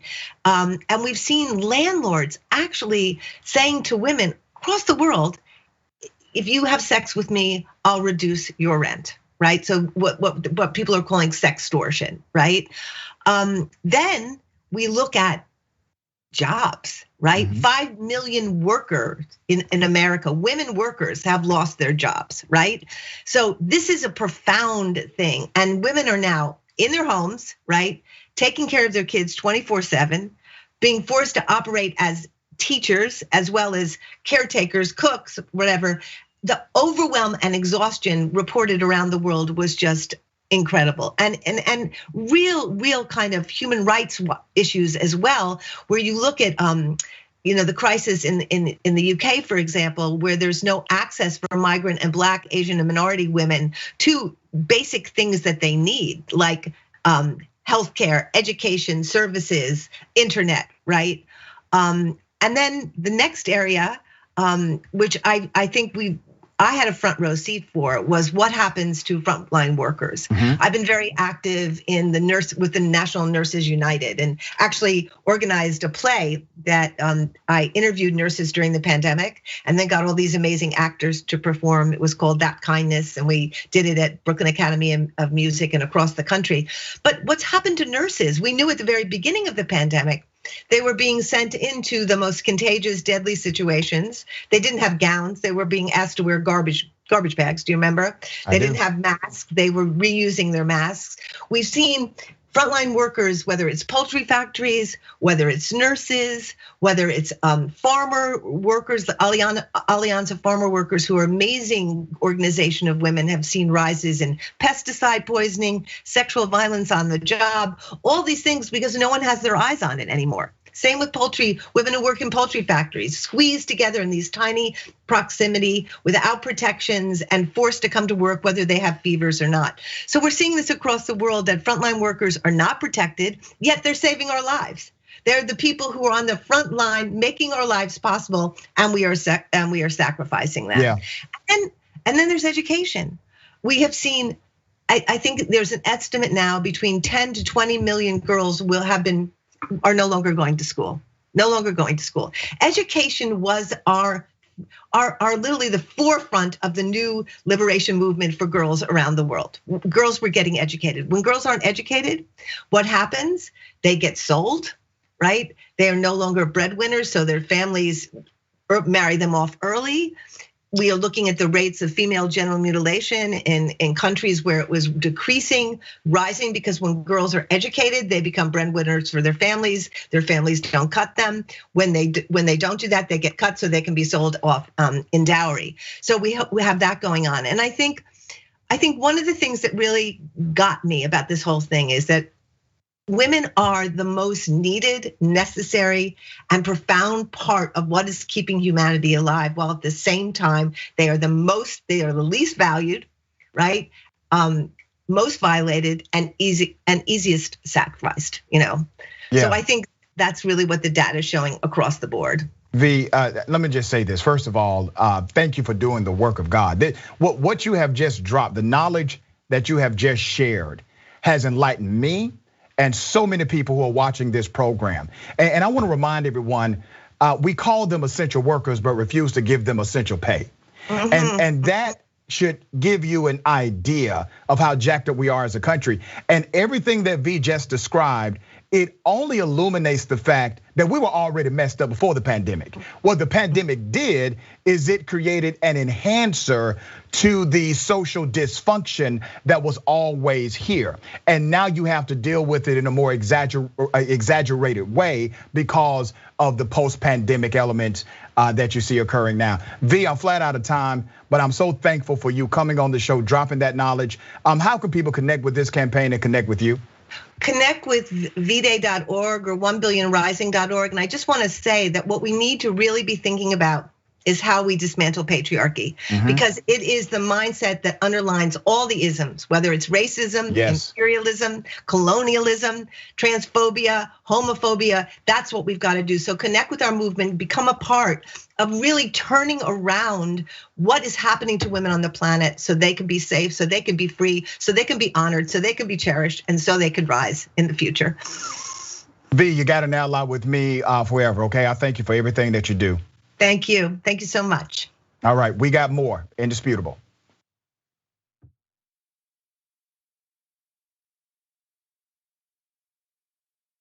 I'm old enough that I remember when Captain Crunch put the berries in there. Yay, crunch berries! And I was like, ooh, the fake berries. Remember? We're gonna try that. We did a story back in the day about how a woman sued, I don't know, General Mills. She'd been eating it for 4 years, Right. believing that it was actual berries. Yeah. She's like, these aren't real berries at all. Yeah. I'm like, I got news for you. Captain Crunch isn't really a captain or a person.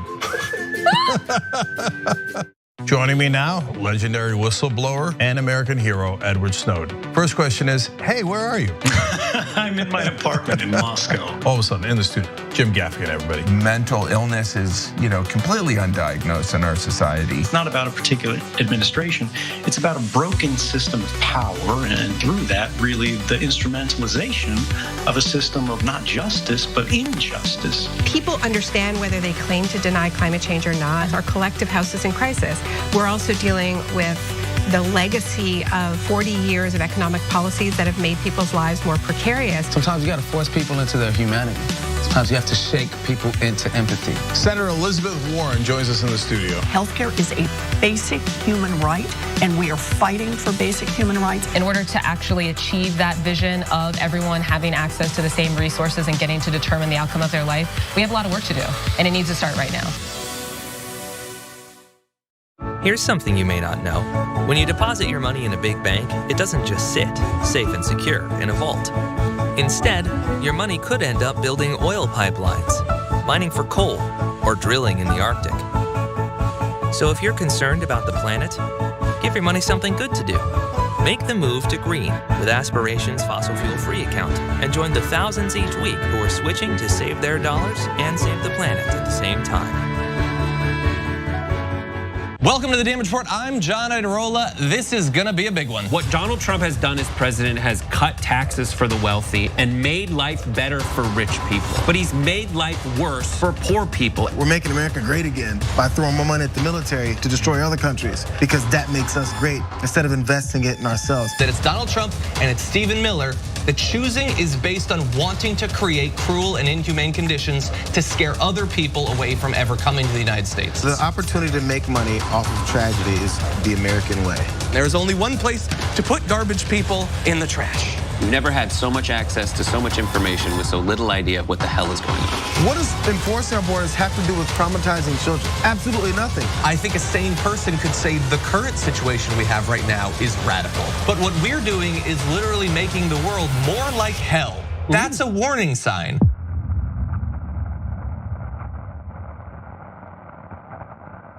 ShopTYT.com now has books. One of them is Ryan Grimm's book, We've Got People. That's a saying that AOC said, they've got money, we've got people. It's the best tracing of the AOC victory I have seen anywhere. It's the most accurate, and it's got great details. The book actually goes all the way back to Jesse Jackson and how he was the original Bernie Sanders. If you want to know how we're going to win going forward, those lessons are super important, and they're in Ryan's book. So check it out right now at ShopTYT.com. We found the perfect person to lead the army, Allison Hartson. The establishment media works hand in glove with our corporate legislators, and our corporate legislators work hand in glove with the corporation. And we're going to make it so that it's a decentralized force throughout the country so that we can quickly identify stories, quickly identify troll farms, and go in and neutralize the enemy, and then start building responsible media throughout the country and on every platform available.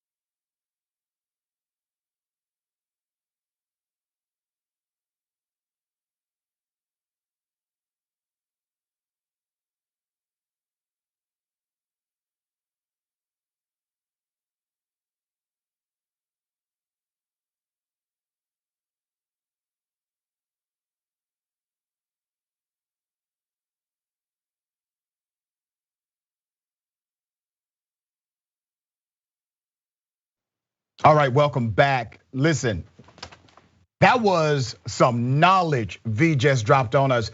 Don't forget, if you are watching me on the Damage Report streaming on YouTube, make sure you jump to Indisputable TYT right now. Jump to the Indisputable TYT on YouTube. We have our own YouTube channel. My big homie John would not let us use that stream forever. So make sure you jump over there, subscribe. It's free, it's quick, it's easy, and hit the bell so that you are alerted anytime we're live, all right? We still got the bullpen coming up. That's your great debate for the day. Also, in a moment, I will introduce my big homie Ben. But before we do that, let me read some of these comments from viewers. TYT member Bloodthirsty Pacifist says, I am absolutely going to look V up on the whole ass interwebs. There you go. That's what I'm talking about. She brought us to church and I'm praising her. Crushing the patriarchy is essential to the survival of mankind or humankind. That is, wait for it, indisputable winks with both eyes. Nice. YouTube, Farrell Jane, Fury Road, I love you, V. Yes, Nicole Smith, I haven't worked out of home nearly 3 years. Depression is a struggle. My spouse is supportive, but can't comprehend the emotional cost of social isolation. Nicole, you're not alone. We all went through that, and many of us are still going through it. My heart and prayers are with you. Alexis Merrill Dragon Queen, this woman is absolutely right. Women are gonna have to be ready to fight back. Yeah, Kedge Dragon, COVID ripped off all the Band-Aids. Grout and paper, it is exposed. What are we gonna do now to address the indisputably obvious problems? Attack patriarchy. Yeah, Ben FM, the patriarchy isn't good for anyone. It's bad for women, men, and non-binary. It is. All right. Twitch, Benevolent Goddess says, the boomer age, men are the most dangerous to our society. They believe men are superior and their wives are the last generation to be submissive. It all ends after the boomers are stripped of power. Good sense. J Creighton 669, subscribe with Prime, thank you. You've subscribed for 11 months, currently on a 6-month streak. Beautiful. All right, ladies and gentlemen, let me bring this to your attention. There are people celebrating right now because a federal holiday, a new federal holiday celebrating freed slaves is now almost a reality. The US Senate passed in a unanimous bipartisan way through a process called unanimous consent. They passed a bill, a measure to say yes to Juneteenth. Now, let me be very clear. This does not give black folks a win. And I know that there are some people celebrating this, and listen, it's not a bad thing, but it is a bad thing if you allow them to get away with it and not serve a policy agenda. Let me make myself very clear. I don't wake up every morning, read all day long, willing to say what other people will not say, dedicate my entire life to social justice so I can send politicians to DC to give me a holiday. That's not why I do what I do. I do this so they can serve a policy agenda because their policy agenda creates a different outcome for the communities that I love. That's why I do this. Juneteenth should have been a holiday. You did have one holdout. Ron Johnson, Republican from Wisconsin, was the holdout. He said, oh, no, it costs too much money.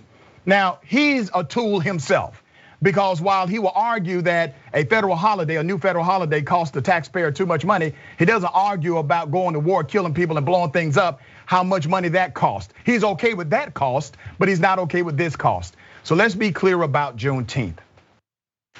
1863, Emancipation Proclamation signed, good thing. 1865, that's when black folks or freed slaves in Texas realized they were actually free. But there was an intentional program to stop them from knowing this. Let's not miss that part. So while the federal government will say yes, and Republicans will say yes to passing a holiday to celebrate ultimate freedom for freed slaves in the United States of America, these are the same Republicans against allowing your children to learn why that freedom was necessary. These are the same Republicans who are for stopping the George Floyd Policing and Accountability Act, who will stand in the way of your voting rights, who will say no to HR 1 or the John Lewis Voting Rights Act. These are the same people who oppose a policy progression for black people, brown people, members of the LGBTQIA community, and other so-called disenfranchised individuals. That is the problem for me. To talk more about this, I got my big homie Ben Dixon, host of the Benjamin Dixon Show. Brother, am I off track here? Am I just complaining too much? No, not at all. I'm glad to I knew that you knew what was up with this. Basically, it's cool.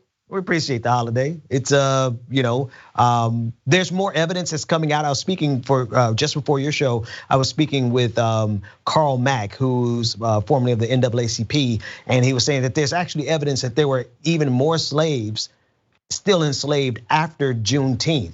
But notwithstanding that information and how that develops and how we find out more about that, fact of the matter is they owe us a whole lot more than the holiday. That's all I'm saying, Dr. Rich. Right, and well said. Let me go to this video, provide some context. S475, a bill to amend Title V United States Code to designate Juneteenth National Independence Day as a legal public holiday. Without objection, the committee is discharged. The Senate will now proceed to the measure. I ask unanimous consent the bill be considered and read a third time and passed, and the motion to reconsider be considered made and laid upon the table. Without objection. It passed without objection. Now, as I said before, it is not a bad thing. As a matter of fact, it is a good thing to recognize this as a holiday. But it was already recognized in 47 states and the District of Columbia. It has been celebrated for decades in the state of Texas. So when you look at what has actually happened, 3 additional states get added to that. And now you have a federal holiday where people that work for the federal government will have another day off. So if you're racist and work for the federal government, you're still winning from a black holiday. Isn't that interesting? Here's what Ben Johnson said, the reason why he blocked it, and this is from CNN. Wisconsin Republican Senator Ron Johnson blocked the bill in 2020, saying that the day off for federal employees would cost US taxpayers hundreds of millions of dollars. He just kind of made a number up, by the way. Johnson dropped his objection this week despite his concerns, paving the way for the bill's passage in the Senate. Once again, I'm very careful not to say that Democrats and Republicans deserve to be celebrated because of something that, one, should have already been done, and two, it does not move the policy agenda that we voted for in the last presidential cycle. Yeah, absolutely the case, because they've demonstrated that they're perfectly fine giving us symbolism. They'll give us Black Lives Matter Avenue, but are they going to actually give us tangible things that we need to benefit our lives? Are they going to cancel the student debt? Because Sally Mae's still calling everybody right about now, right? Are they going to give us a single payer healthcare? Are they going to do any of the things that they promise or the things that we need done? No, but they'll give us a holiday. Yeah, and you're right about the symbolism, and I'm very hopeful, man, that as we continue to move forward with this new administration in charge of the country, I hope Biden realizes that he can't negotiate with these cats. At some point, this really just needs to sink in. These are not the people you want to negotiate with. And Mitch McConnell, he's saying what needs to be said, in my opinion. He's going on shows saying, hey, we're really not going to negotiate with Joe Biden. And I can hear him saying off record, I don't know what this guy is thinking, but he's not getting a damn thing from us. And if they do give Joe Biden anything, it's going to be the Republican version of progress, which is regress. That's what that is. Yeah, it happens like that every single time, Dr. Richie, every single time. Yeah. All right, let me shift gears because Marjorie Taylor Greene, a US Congresswoman out of Georgia, a QAnon alum. This woman gets upset over the craziest things. Now, remember, she just gave this big apology, held a press conference, and said she made these anti-Semitic statements, and she was just so sorry for the people that she hurt. Now, Mad Marge is at it again. This time lashing out at the Attorney General, Merrick Garland, for his announced strategy to combat domestic terrorism, which, by the way, is a good thing. I thought these individuals were pro-police and anti-terrorist. It was, of course, another appearance on Real America's Voice, and with poster child of the white supremacy movement, Steve Bannon. And here's what Marjorie Taylor Greene had to say. I've been watching his comments on the screen behind you, Merrick Garland, and here's the real concern. What is domestic terrorism? So, I mean, define this. You know, here we have Antifa BLM that terrorized American citizens for the year. I mean, imagine the summer of rage this past summer. They burned a year ago this week. Yeah, starting. Right. So they burned businesses, they burned cities, attacked police officers, took over police precincts, tore down monuments, attacked federal buildings. Literally, that is insurrection. They're attacking federal buildings, police officers. They're trying to dismantle every bit of law enforcement in all of these cities. And who are the victims? The American people. Is that not domestic terrorism? You see what she did there? She made it seem like the other people are not American citizens and only white people are in fact American citizens in her narrative. There was data collected, 7,305 events. Most of the violence that did take place was in fact directed against BLM protesters. Protesters or bystanders were reported injured in 1.6% of the protest. In total, at least 3 Black Lives Matter protesters and 1 other person were killed while protesting in Omaha, Austin, and Kenosha, Wisconsin. Police were reported injured in 1% of the protest. A law enforcement officer killed in California was allegedly shot by supporters of the far right Boogaloo movement, not anti-racism protesters. Only 3.7% of protesters involved property damage or vandalism. Some portion of these involved neither police nor protesters, but people engaging in vandalism or looting alongside protesters. In short, the data suggests 96.3% of the events involved no property damage or police injuries.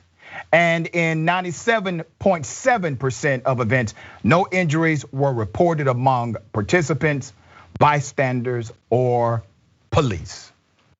You see, those are facts. Now, Marjorie Taylor Greene is trying to rewrite history in real time with one of the white supremacist architects known as Steve Bannon. What are your thoughts about this, Ben? You know, it's fascinating how easily she conflates our fight for justice with Nazis and terrorism. And like, for them, it wasn't a terrorist act to march up the steps of the Capitol on January 6th. And 5 people get killed, and they raid the Capitol and break into the Speaker of the House office. None of that is problematic to them. What's problematic is when Black folks go out to protest on behalf of Black lives. That really shows you their value system. There's a severe disconnect in their humanity. And what they prioritize is certainly not Black lives or the fight and the plight of the common man, common person. What they prioritize is their access to and control of power. And they're very dangerous people. Very well said. And they're actually for terrorists. I would call Marjorie Taylor Greene a terrorist sympathizer. And look at what she said in defense of the terrorist attack on January 6th.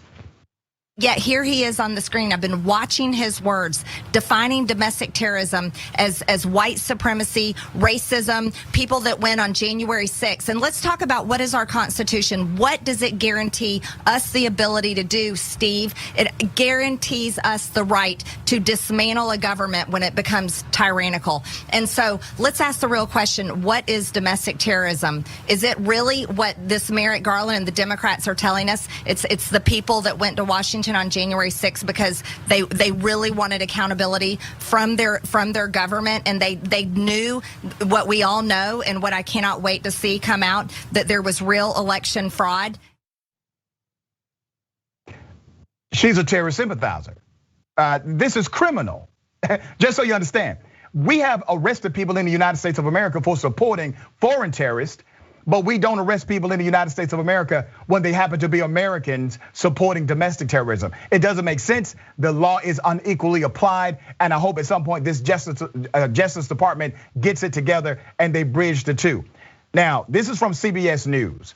CBS News says authorities have connected at least 67, count that, 67 alleged rioters to extremist groups, including the Proud Boys, Oath Keepers, 3%ers, Texas Freedom Force, and the conspiracy ideology QAnon.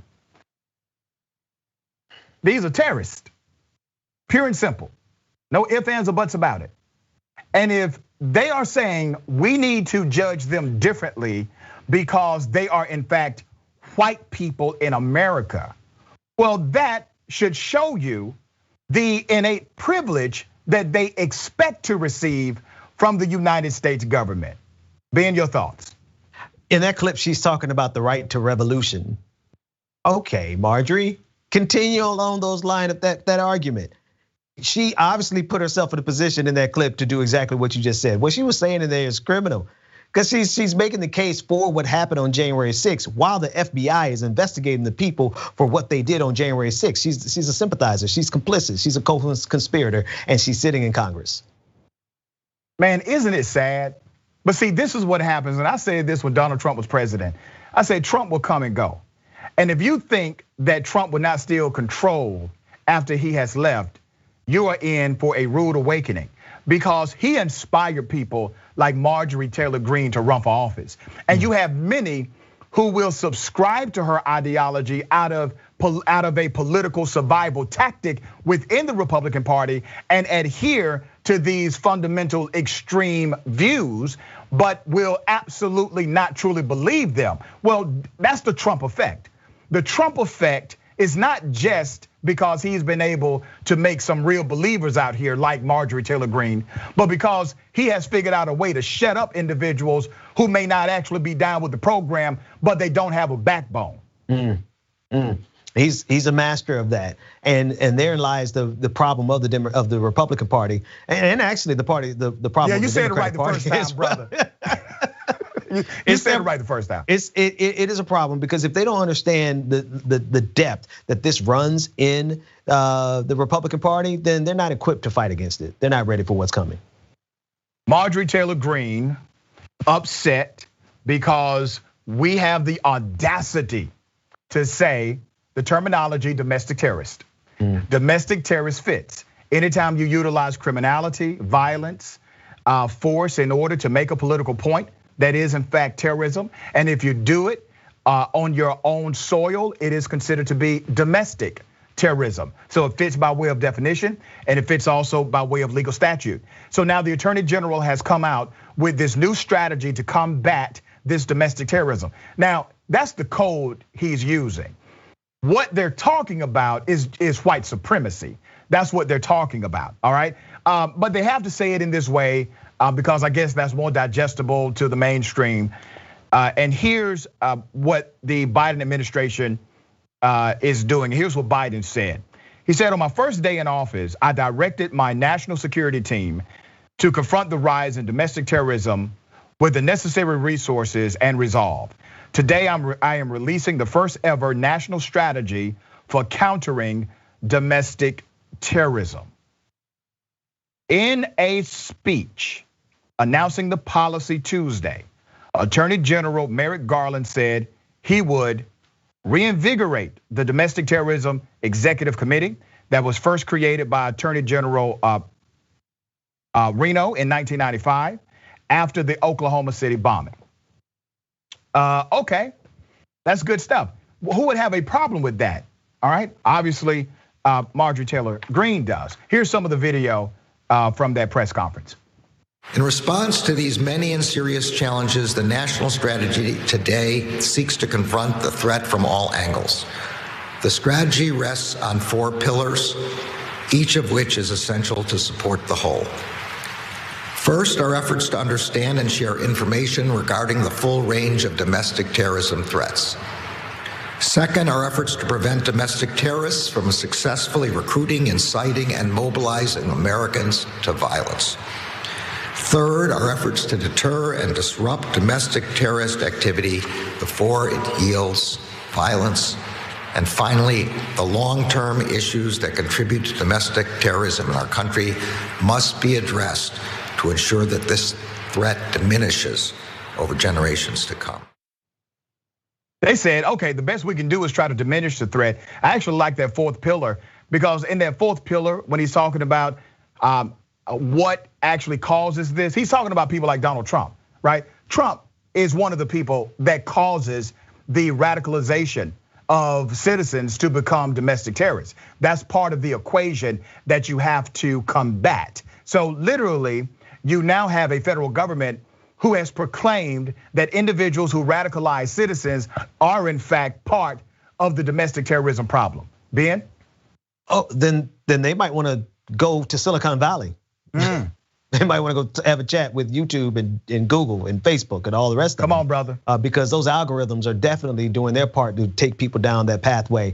But to what Merrick Garland is saying here, the real question is like, they know what they're dealing with. And you said it at the top of this, Dr. Ritchie. You said that he's saying code. This is white supremacy. This is rage inside of whiteness that is so angry and so furious with the fact that they can't even have the mildest of inconveniences of learning someone's pronouns. Like, for God forbid, but for God forbid you have to do that. But let alone they can't just get away with the racism like they used to, and the bigotry and the sexism. That said, America's got to make a choice. Either it's going to survive as a democracy, or it's going to allow white supremacy and patriarchy to continue as it is. And one of those dynamics that we must take seriously if we are to survive as a democracy is this: do we allow people to be above the law? Do we allow anyone to be above the law? That is really a fundamental question of any functional democracy. Because if you do allow people to be above the law, go ahead and say it. Just say it. Don't say that no one is above the law as a talking point, and then there's clear evidence that certain people can violate the law, and they are in fact above the prosecution or the penalty that would come with that. But this is what democracy should be about: transparency.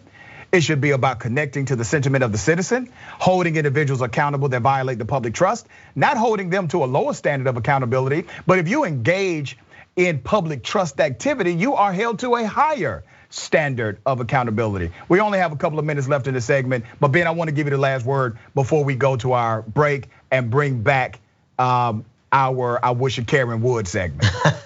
Yeah, no.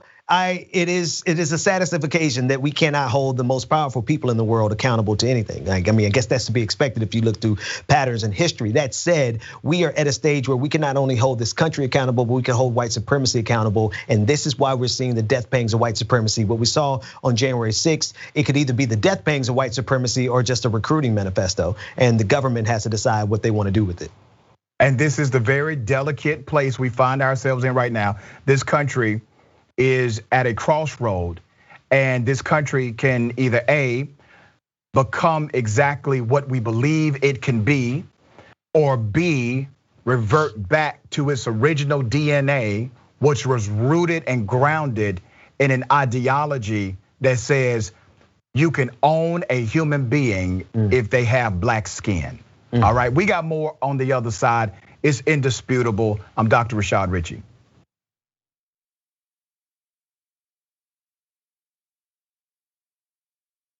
I'll predict right here for you, Chris.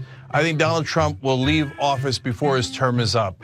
He'll be humiliated, embarrassed, and I know him. He's not gonna wanna lose, and he's gonna run for the hills. You got that bet all day long. Okay, let's get after it. Now, so look, Jake has made some good predictions, and this is in good fun.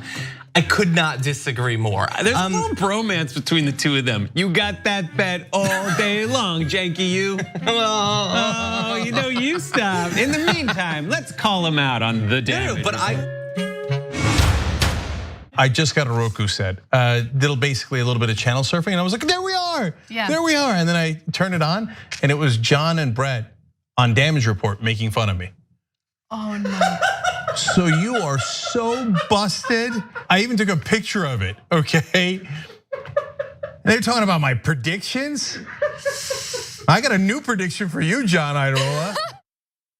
You're doing a show that's blowing the doors off everybody. Young Turks is the largest online news network, not a big deal. We're gonna rock the boat. We're gonna be counter-establishment. We're gonna tell people the truth to the best of our abilities. We're so sick of this corruption. We're not the robots on TV. I actually care about the news. Guilty, I care. Fourth day on Occupy Wall Street. Last night we launched Wolfpack. It's us pushing our ideas out there, trying to help the country in every way that we can, trying to make this place just a little bit better. Reporting from the Hillary-Bernie debate. I gotta be honest, you know what we do, we cover it for real. For us, this system isn't working. Free and fair elections. And when he told the cops that day, when they came to drag her away, and he said, if you're gonna chain her, you're gonna chain me. If you're gonna arrest her, you're gonna arrest me.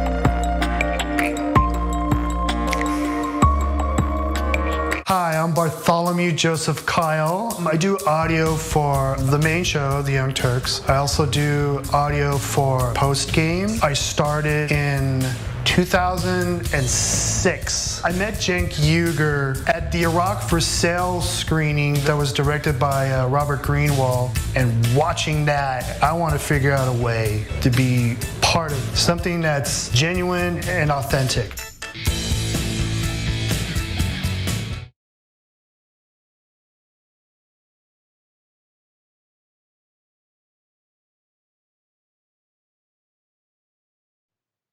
Welcome back to Indisputable. Let me take some of these viewer comments. We got a lot of them.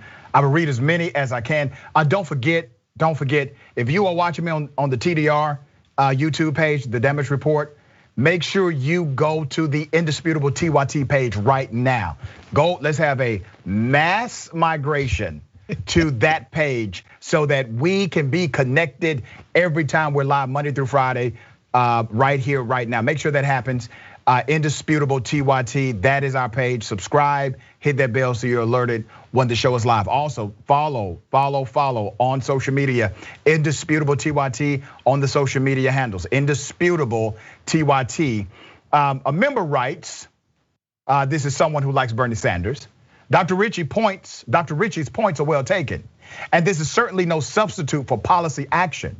But shouldn't we take our W's when we get them, as long as we recognize the game's not over yet?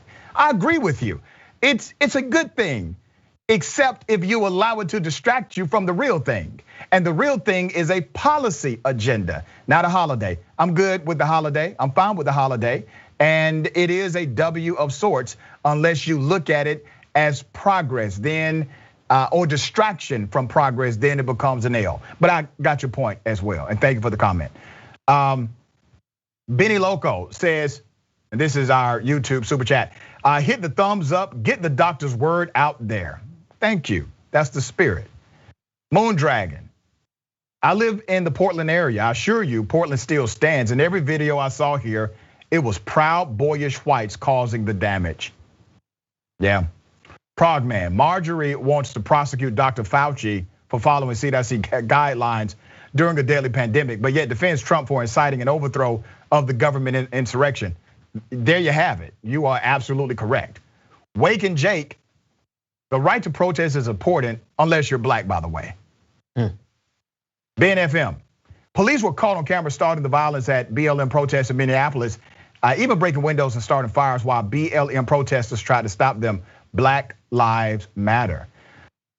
Mean Beans, MTG is a terrorist in Congress, 100%, yeah.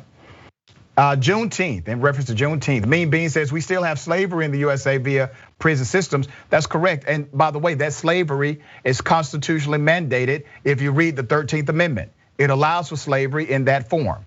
Slavery did not end, it just had a different format. You are correct. Tempo Dan 918, the sad thing is this, is what the DNC will point to for years as being allies to black people. Not actual policies. Good point. All right, on Twitch, Sonic Boom Dragon 23. This should have been done a long time ago. Agreed.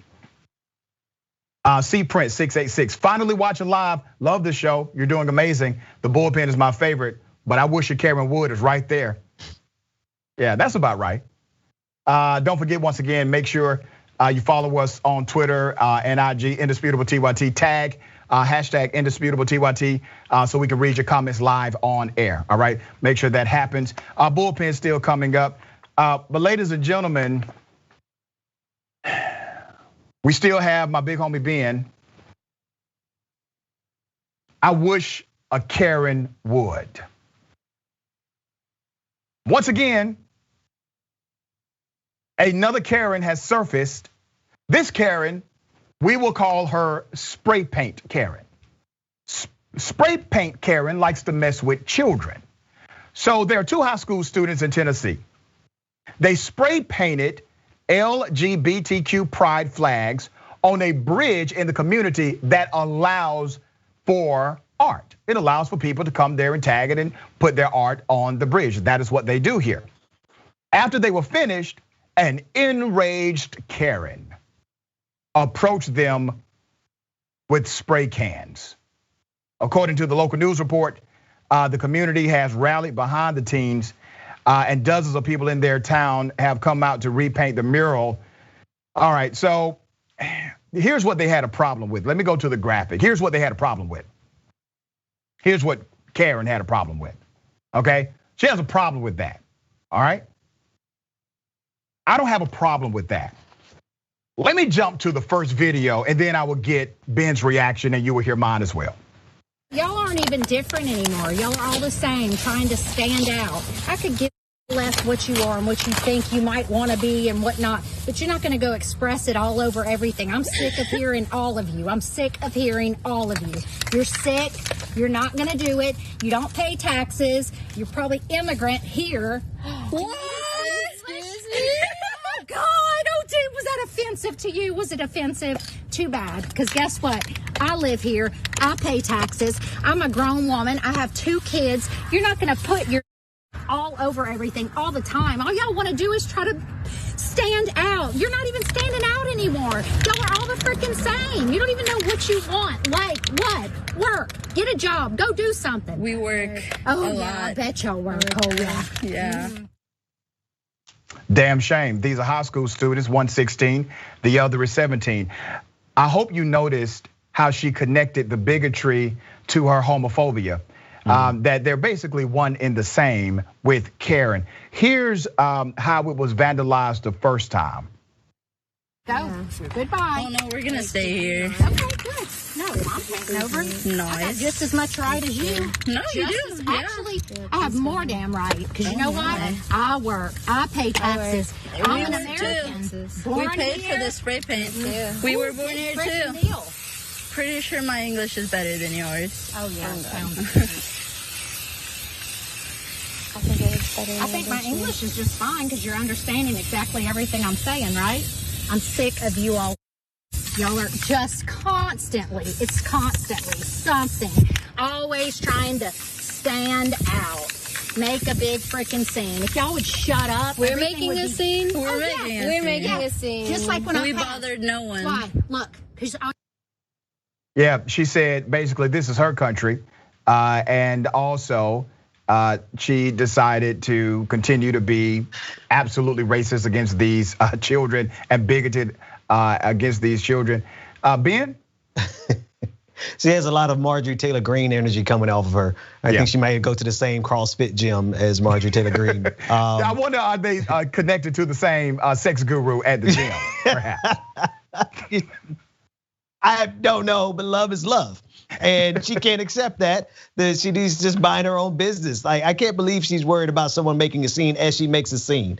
Where she's worried about these people having to express themselves publicly while she expresses her bigotry publicly. Like, she has no sense of self-reflection, and she's part and parcel of what it is to be privileged in this country and oblivious, mixed in with a little racism. That's what you get there. Yeah, and let me show you her final artwork. Here's the graphic of her final artwork over what she spray painted, or on what she spray painted. Okay, that's what she did, right? That's the final way that she wants to honor the United States of America. But here's the thing, man. I got more video. Here's some more of that. You don't like each other? Are you confused? Yeah, this is my girlfriend. Yeah, it's your girlfriend. I don't know what your problem is, ma'am. Could you please not? Look, I have just as much right as you. Yeah, I hope your kids turn out gay. Oh. Why? Aren't you proud of it? So then that's your good thing. Okay, then why? I mean, what's the big deal, right? What's the big deal? So stop making it a big damn deal. Be proud to be a freaking American. How's that? How's that? You go to Maryville Christian? This is what happens to us in America. This is what happens to us in America. Then go somewhere else. Because guess what'll happen to you? Get shot. Go to another country. You'll get shot. Yeah. Like people don't get shot here. Girl. Literally school shootings. Yeah, they kill each other. Did you know that? What? They kill each other in their own neighborhoods, in their own communities. I mean, this Karen is just oozing with every element of racism you can imagine.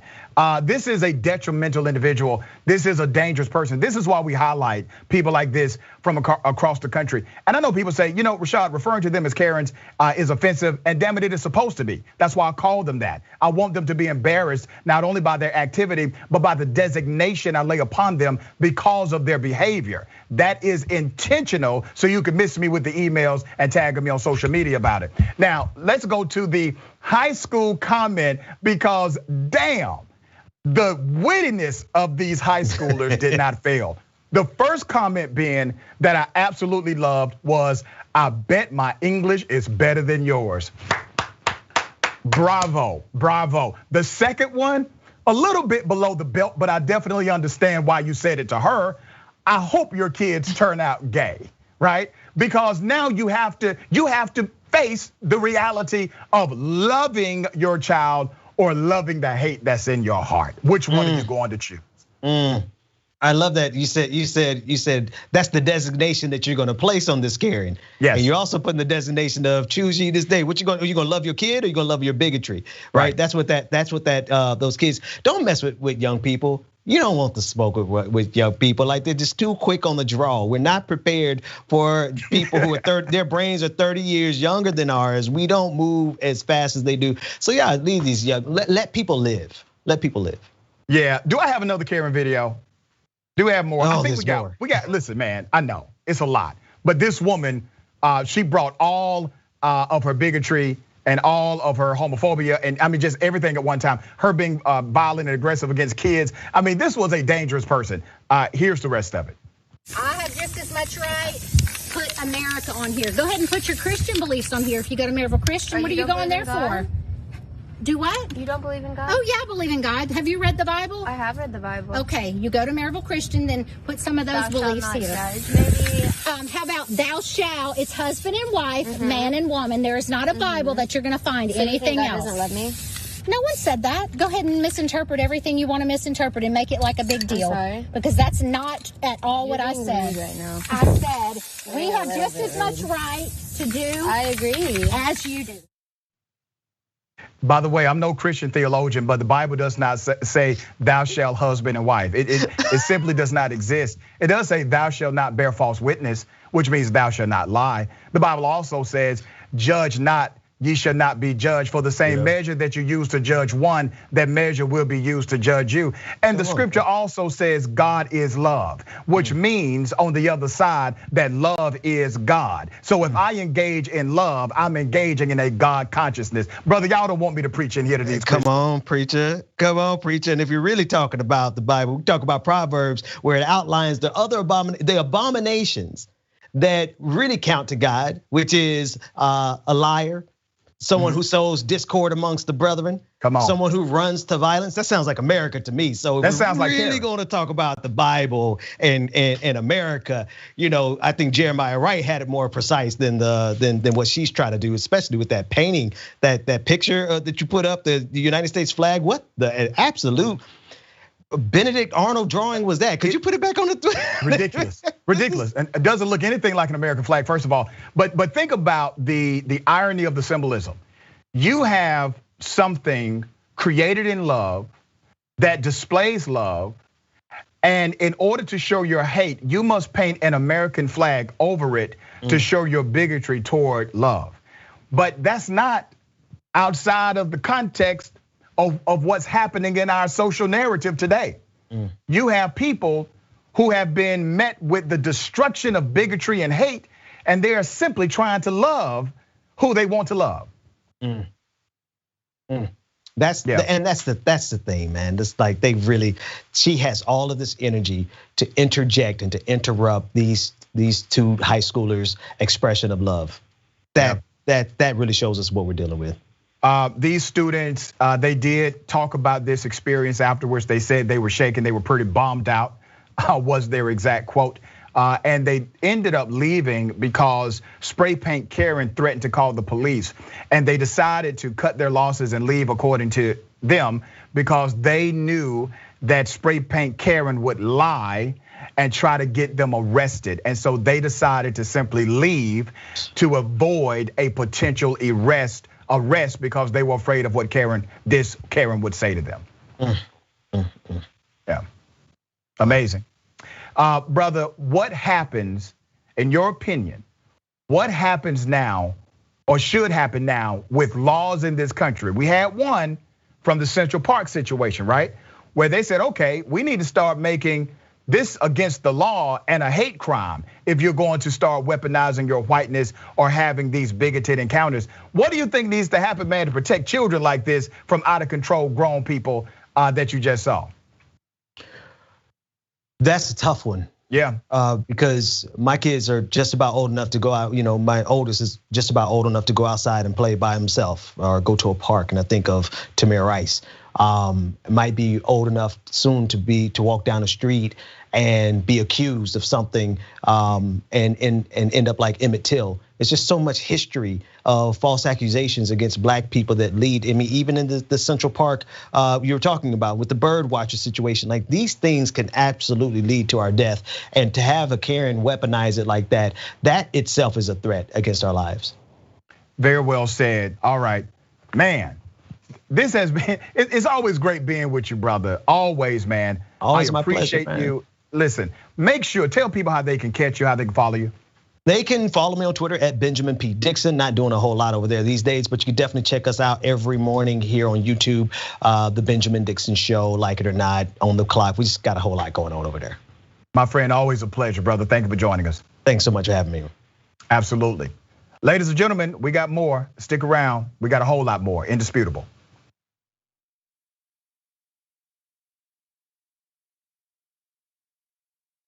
Are you our next stream star? Oh my God, that's me? Show us what you got with your Twitch pitch.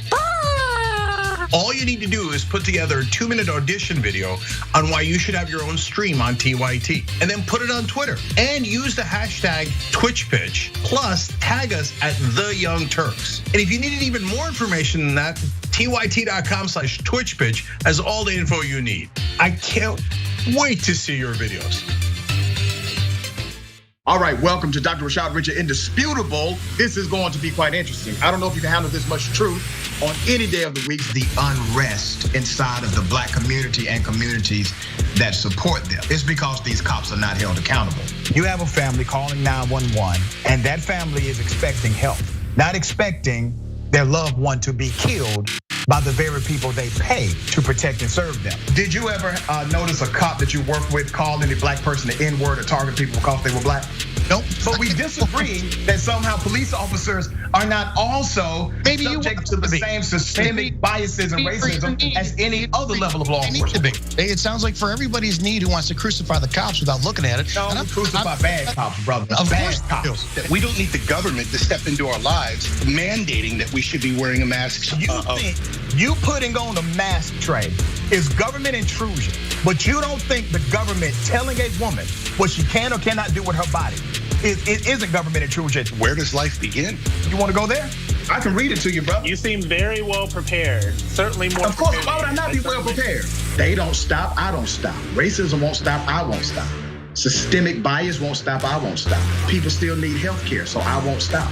People still need criminal justice systems reform throughout this country, so I won't stop, and you won't stop either.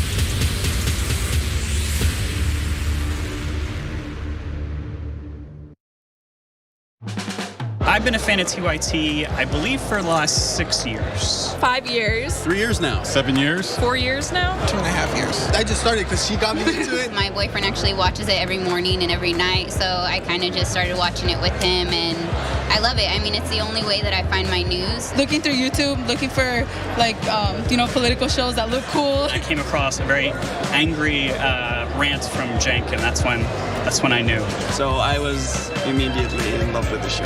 And then I haven't missed a live show since then. 10 times a day, I watch the show in the morning. Whenever I had a bad day at high school, Young Turks. Man, Cenk is just so blunt and honest, and I love the honesty, and there's no BS behind the news, and they just tell everything like it is. There's nobody censoring them. There's nobody there to say, you can't do this, you can't say that. That feel of authenticity makes it seem like what they're saying is true. I feel like I get the real story from the Young Turks. I am TYT. I am TYT. I am TYT. I am TYT. I am TYT. I am TYT.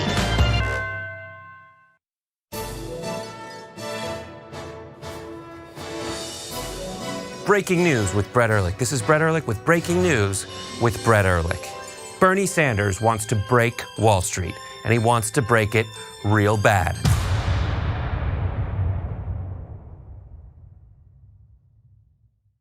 Our system is inherently rigged against the will of the people. They have 50% of the vote, and in a democracy, they should have 50% of the seats. But if you live in an insanely gerrymandered district, your vote functionally doesn't matter. We drew the map in a way that even though we get 50% of the vote, we're gonna get 13 out of the 18 seats. You don't actually have the ability to translate the will of the voters in your area into actual government policy. They should not be allowed to gerrymander these districts. We should actually have a democracy.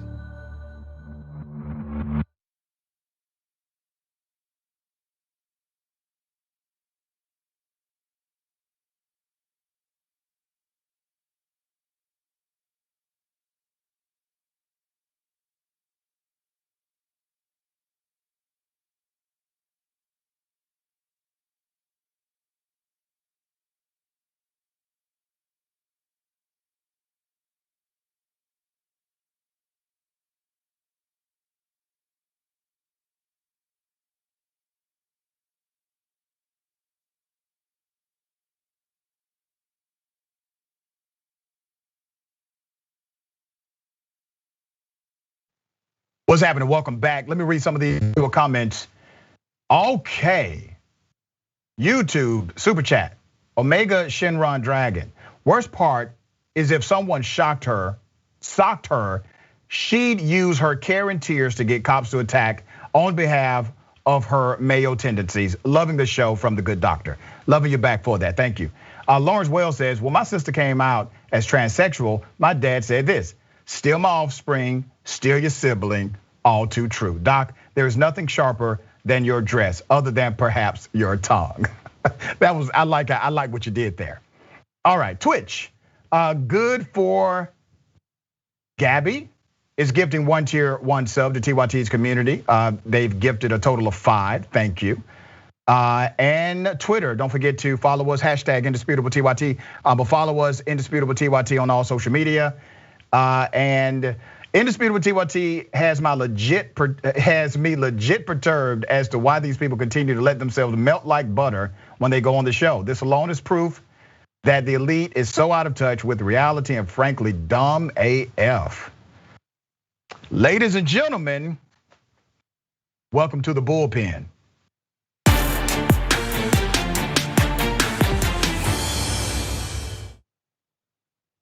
On the bullpen today, I have Brandon Tatum, former police officer and author of Beaten Black and Blue, Being a Black Cop in America Under Siege. So long, extensive career. Make sure you check out his bio when you get an opportunity. Brandon, thank you for being on Indisputable. How are you? I'm doing well. How you doing? I'm doing quite well. We only have a few minutes, man, so I'm gonna get right into it if that's okay with you. Let's do it. I noticed a theme on some of your social media posts, and basically, and correct me if I'm wrong, I don't want to presume anything, but basically you call out BLM or Black Lives Matter because they seem to have a singular focus and they don't focus on some of these other detriments within the Black community. Am I correct on that? Yeah, to a certain extent, I think they do have a singular focus, but I feel like even their singular focus is not productive and it's not really benefiting the Black community. And I think that a lot of the people who are leading the Black Lives Matter organization is doing it for profit and not really for the benefit of Black people that they claim that they're doing it for. All right, let me read something that you tweeted.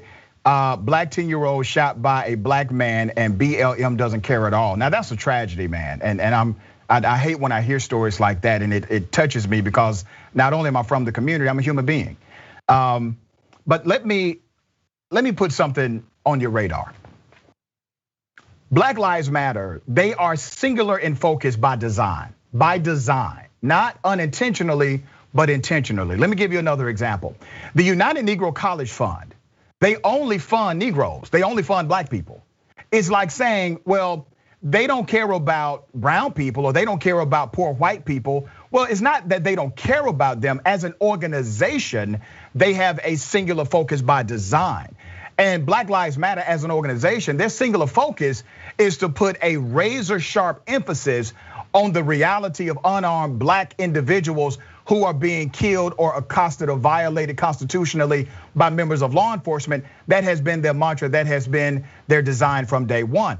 Do you have a problem with the fact that they are singular in focus, or do you have a problem with something else in relationship to Black Lives Matter? Well, Black Lives Matter, I don't believe that their singular focus in its totality. I mean, when you look at the mission statement that Black Lives Matter have on their website, and they've previously taken off the fact that they want to get rid of the nuclear family. It's a Marxist organization. So not only are they trying to address things in the Black community, but they're also addressing things in the political arena.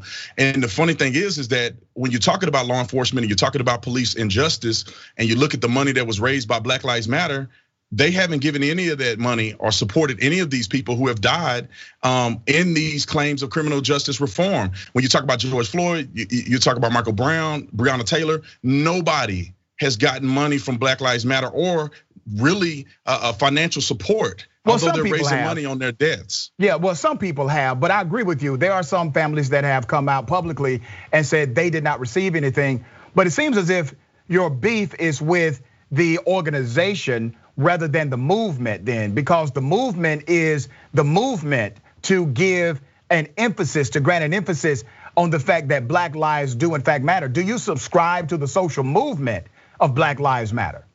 Yeah, I subscribe to justice for anybody that's treated unjust.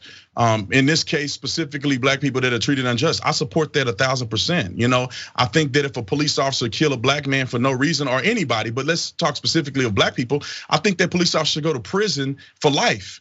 And then I would even go as far as if a police officer were to intentionally kill somebody unjustifiably, they should get the death penalty because police are held to a higher standard. The problem with Black Lives Matter is that they don't have a genuine focus on Black lives. If they want to be centrally focused or focused on one thing, then they should name themselves after that one thing and not say they care about Black lives, because what affects Black lives the most is single parent, being in single parent homes, Black on Black violence. Some people don't like when I say that, but it's true. Well, let's talk about that.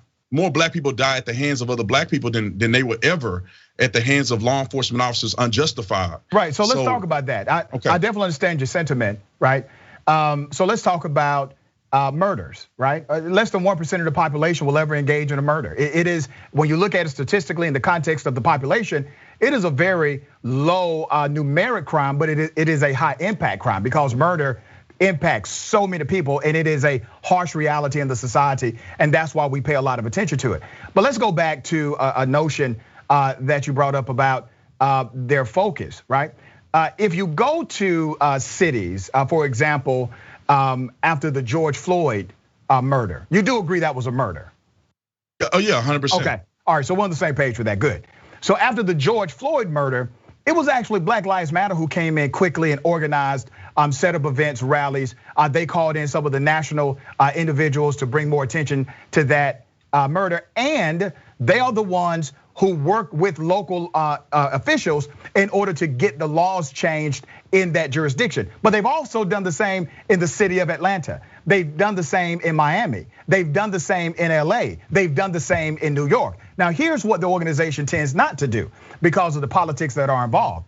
Politicians, they don't like to come out of these meetings saying, we made these changes because of the organization.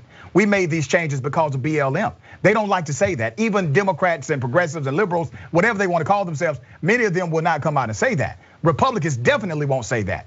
So Black Lives Matter decided to take a stand and say, we're not as concerned about the credit. I know what they did in Atlanta because I live in Atlanta. I know what they did after the George Floyd murder in Minneapolis because I'm friends with Benjamin Crump. So I know what they did, brother. So if you're going to criticize them, also be fair about the fact that they have been able to move the needle for some Black people and Black policies in the United States. Okay, well, I disagree, and here's why. When you think about, just say that if the Ku Klux Klan decided to go and use political leverage by burning down an entire city to get a law passed, that's domestic terrorism. The same thing that happens with Black Lives Matter. They go to a city not through a reasonable means of talking to public officials. They go into a city, burn down the city, burn down Black businesses. People are dying in these riots. And then they're forcing the hand of people to make decisions politically. Let me ask you this that's domestic question. terrorism. Now, let me finish. Let me finish. Hold on. I don't have unlimited time. Okay, I have to explain the reason why I say this because and then when you look at the policies, you say the policies that are put in place, how have they actually benefited Black people? None of this stuff about George Floyd will prevent Black people from getting killed. Brother. Go ahead. Okay, so I get to the question, but let me offer a rebuttal to what you just said about them burning down cities. How many members of the Black Lives Matter organization have been arrested for terrorism or vandalism or violence? How many? How many should or how many have? How many have been arrested, sir? You are a former police officer, you deal in data and statistics. If you're telling me that they've been engaged in acts of terrorism across the country, but none of them have been arrested, that means that your boys in blue have not been doing their jobs. That's what that means. But my question is the same. How many have been arrested? How many have been arrested, brother? It's federal prosecutors who are the ones who take up charges. No, sir, these are city crimes. These aren't even federal government can't arrest you for vandalizing a building. Domestic terrorism, when you commit terror, you ask me terrorism. So brother, you don't have one person who's a member of Black Lives Matter who has been arrested, charged, and or convicted for vandalism, violence, or murder. No. Yes, you have. You have had many members of the Black Lives Matter movement or people who support the Black Lives Matter movement. Whether you say that they're a part of the payroll or not. These are people who are acting on behalf of Black Lives Matter as an organization. Here's what you're doing. People who are getting laws changed, right? The ones who are burning things and protesting. You gotta be careful, man. Listen, man, we're Black folks, man. Come on, brother. Here's the danger in what you're doing. Okay, just listen to me. Listen to me. Here's the danger in what you're doing. You don't like to be generalized. I don't like to be generalized because with generalization comes marginalization. You can't connect the actions of someone who is vandalizing beside a protester as being part of the spirit of the protest. As a matter of fact, out of 7,300 plus events that were analyzed in a massive research study done by Harvard, 97% had no claim of violence whatsoever. 97%. Out of that, I think it was 1.9% of protesters that were attacked, and 1% of police officers claimed they were attacked. So when you look at the data, brother, I gotta go back to the data. You had more Black Lives Matter protesters attacked than you had even police officers engaged in conflict. So I don't understand why you would try to connect or associate what may happen in a silo to the organization Black Lives Matter, because you don't want anybody generalizing you like that, brother, and blaming you as a black man for what another black man does across the street in your neighborhood. Let me explain. You had made the suggestion that the efforts of Black Lives Matter have changed legislation. They have. Which you would agree that because of the protest and the violence that have occurred, no, sir, have pushed the needle. I mean, well, let me say it for you. I would not agree to that. This is not on your behalf, but the violence that have pushed the needle. When cities make differences or make changes because they're afraid of the violence that is going to pursue. Well, that's not what the politicians are saying. Because think about this: before Black Lives Matter, the politicians disagree with you. What politicians? They're not changing anything until violence happened. No, sir, that's not true. The chokehold in Minneapolis have persisted for I don't know how many years. So how much violence happened in Ithaca, New York before they changed the law? None, not a bit of it. We're talking. You said George Floyd, so I'm talking about George Floyd. Yeah, but talking about George Floyd. Wait a minute, brother. Listen to yourself. You realize that after the George Floyd murder was televised, you had governments all across the country engage in putting more money into community policing without a semblance of violence happening in their community. It was because not only of the outrage, but it was because of the citizens who were outraged. And the citizens included not only black people, but brown people and white people. Remember all the protests happening in majority white communities? Remember the protests that were happening overseas in support of Black Lives Matter? Violence. That's called pressure. That's the way it's supposed to happen. It wasn't because some black person threatened to harm, hurt, or injure somebody. Come on, man. Get the movement more credit than that, brother. This is my perspective. You have a perspective, I have a perspective. When I see violence in these cities, I see people acting. I see politicians being afraid, and I see politicians making decisions because they don't want their city to burn. I think that there was a lot of conflict and controversy in George Floyd's case with them doing a lot of things that can have, Chauvin win on an appeal. They did a lot of things that were unreasonable to do, which could cause them to drop the entire case and for Chauvin to get off on appeal. The reason they did it because of the fear of violence and destruction in their cities. What did they do that will cause Chauvin to get off on appeal? Well, let's start with this. They paid the family out millions of dollars before they finished picking a jury. They didn't sequester the jurors. Wait a minute, that has nothing to do with an appellate process. Well, okay, let me give you another example, which because that example doesn't fly, brother. Let me give you another example. Let me give you another example, which the judge lamented to when they were in the court hearing. When Maxine Waters came out on a protest and said, if they don't come up with a particular outcome, that there's gonna be more violence and more outrage. The judge in the case said that you have action on appeal. That, I'm glad you brought that up, actually. So did the judge not say that? You said, absolutely, she did. Mention that something definitely needs to happen. And she told no, brother. Did the judge say that? Brother, listen. The judge absolutely said what the judge said about the comments of Congresswoman Maxine Waters being taken completely out of context. But let me go. No, she wasn't taken out of context. Hold on, brother. Come on, man. Let me do my thing here, and you do yours. All right? Okay.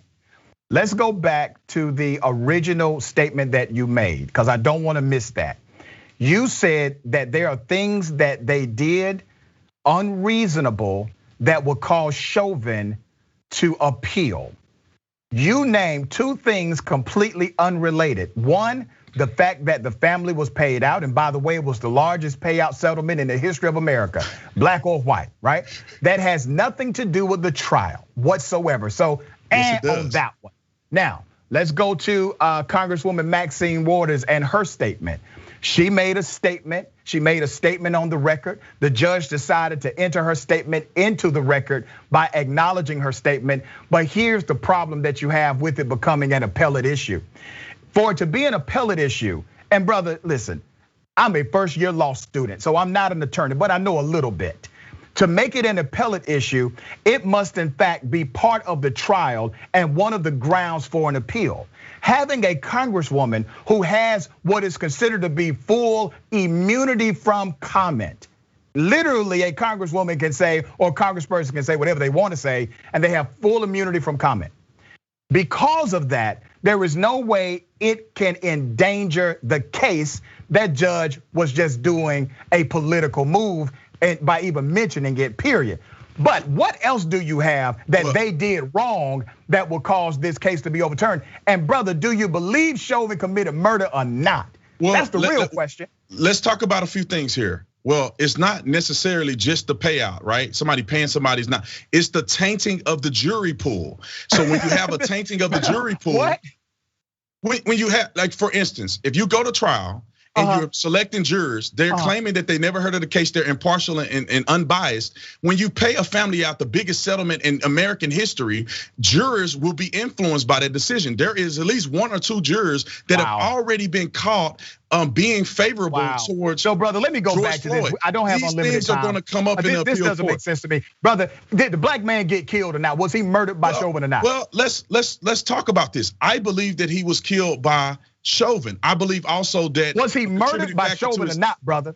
I don't understand why I can't complete my sentence. Brother, I think that Chauvin because you're playing politics on my show, and I don't like that. Was he murdered by Chauvin? I believe that Chauvin killed George Floyd. We know Chauvin is the reason he's dead, but murder and homicide are two different things. One of the reasons that George Floyd is dead. I also think fentanyl and methamphetamine in his system at fatal levels also contributed to his death. My. Is there not a reasonable conclusion that both causes? No, it's not. According to not only what we saw on video, but also what medical experts testified to, and what a jury decided. They are the fact finders of the case. The jury didn't decide. The jury didn't decide that methamphetamine and fentanyl wasn't a cause. And the fact, hold on, wait a minute, brother. And the fact that the judge did not set aside the verdict. In that state, the judge has the authority to set aside a verdict if they believe that the verdict was in bad faith or the jury did not consider the evidence properly. This is how the justice system works. But no, you are conflating two things. They decided that Chauvin was responsible for his death, which is why Chauvin went to jail. But that's not eliminating he's responsible for the death of George Floyd. Eliminating other situations or other circumstances that contributed to his death. That's all I'm saying. Can I ask you this question? Let me give you an example. Let's say I'm driving down the street, right? And I have asthma, okay? And a police officer decides to violate my constitutional rights by choking me against the law and against policy. And he chokes me and I die. I die because he's choking me and I have asthma. He's violating the law, and his negligence and aggression causes me to die. Are you saying the cop should not be held as responsible for my death because I had a condition of asthma? No, here's the thing. I think that you gave a completely different scenario than what happened, but the police is 100% responsible. Now, if you ingested, a fistful of cocaine and the officer that was violated your. He had a speedball. You know what a speedball is, right? You realize, no, that's not what the evidence shows. Methamphetamine is I really need you to go back and look at the case because I never said that Chauvin was not guilty. I'm just only telling you that two things contributed to George Floyd's death. But the medical expert says it was not a lethal amount of that in his system. It wasn't lethal. Okay. Why do you keep saying that? The prosecution said why are you lying on the dead man? The defense said that it was. A reasonable person will believe that it can cause you to die if you ingest fentanyl and methamphetamine in a speedball. This is just really interesting. Brother, I thought you would do your homework a little better than this, but I do encourage you to go back and actually read the case transcript. I watched the whole trial online. Okay. I watched the whole trial. All right. Well, great. But you obviously didn't get it. You didn't understand. Because even in this, you have a problem with the family getting paid out. Now, have you ever had a problem with the white family getting paid out by one of these cities? Give me a scenario where I had a problem where I didn't have a problem. I'm just asking. You have a problem with this family being paid out a wrongful death? No, I didn't. You just said it tainted the jury pool. Well, you don't pay him out before the guy is guilty. That's all I'm saying. If he was wrong. Wait a minute. So you're telling me that civil justice must be withheld until criminal justice takes place? You don't want to interfere. You don't want to interfere with the criminal side of it. So you do not make decisions that can interfere with the jury pool. Therefore, the case will get thrown out.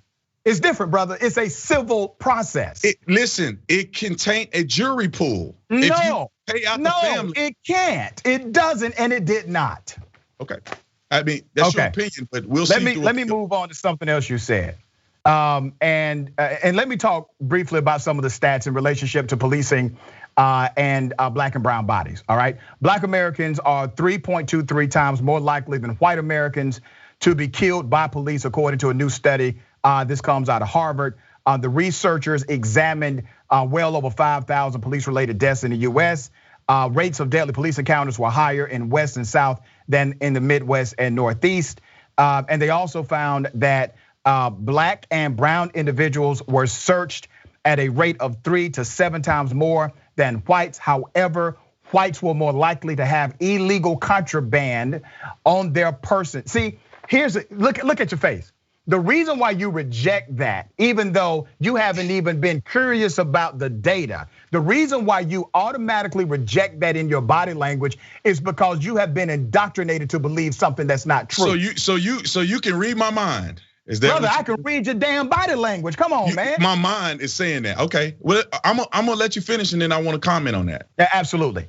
28% of all persons stopped by the Los Angeles police during the last 6 months of 2018 were black, while black people account for just 9% of the city's population. In San Francisco, the black population has shrunk over the decades to about 5% of the city's total population, but 26% of all stops carried out by that police department were of black people, marking the widest racial disparity in police stops of the 8 reporting agencies. And once again, when they crunched the data, whites were more likely to have contraband in their vehicles than blacks based on their stop record. This is their own data. I'm not taking this data from some far out group that has an agenda. This is from their own policing data, which sparked them to change internal policies. So you still don't believe there's racism in policing? No, I mean, you didn't, and not one time did you speak directly to the fact of that being racist versus it being something that affects black people disproportionately. Disproportionality don't necessarily. Let me finish, brother. Wait. Let me finish, brother. If something just affects black people disproportionately. Disproportionality doesn't necessarily mean racism. Let me explain. So there's a lot of context here to violent crimes in association with police encounters. Here's an example.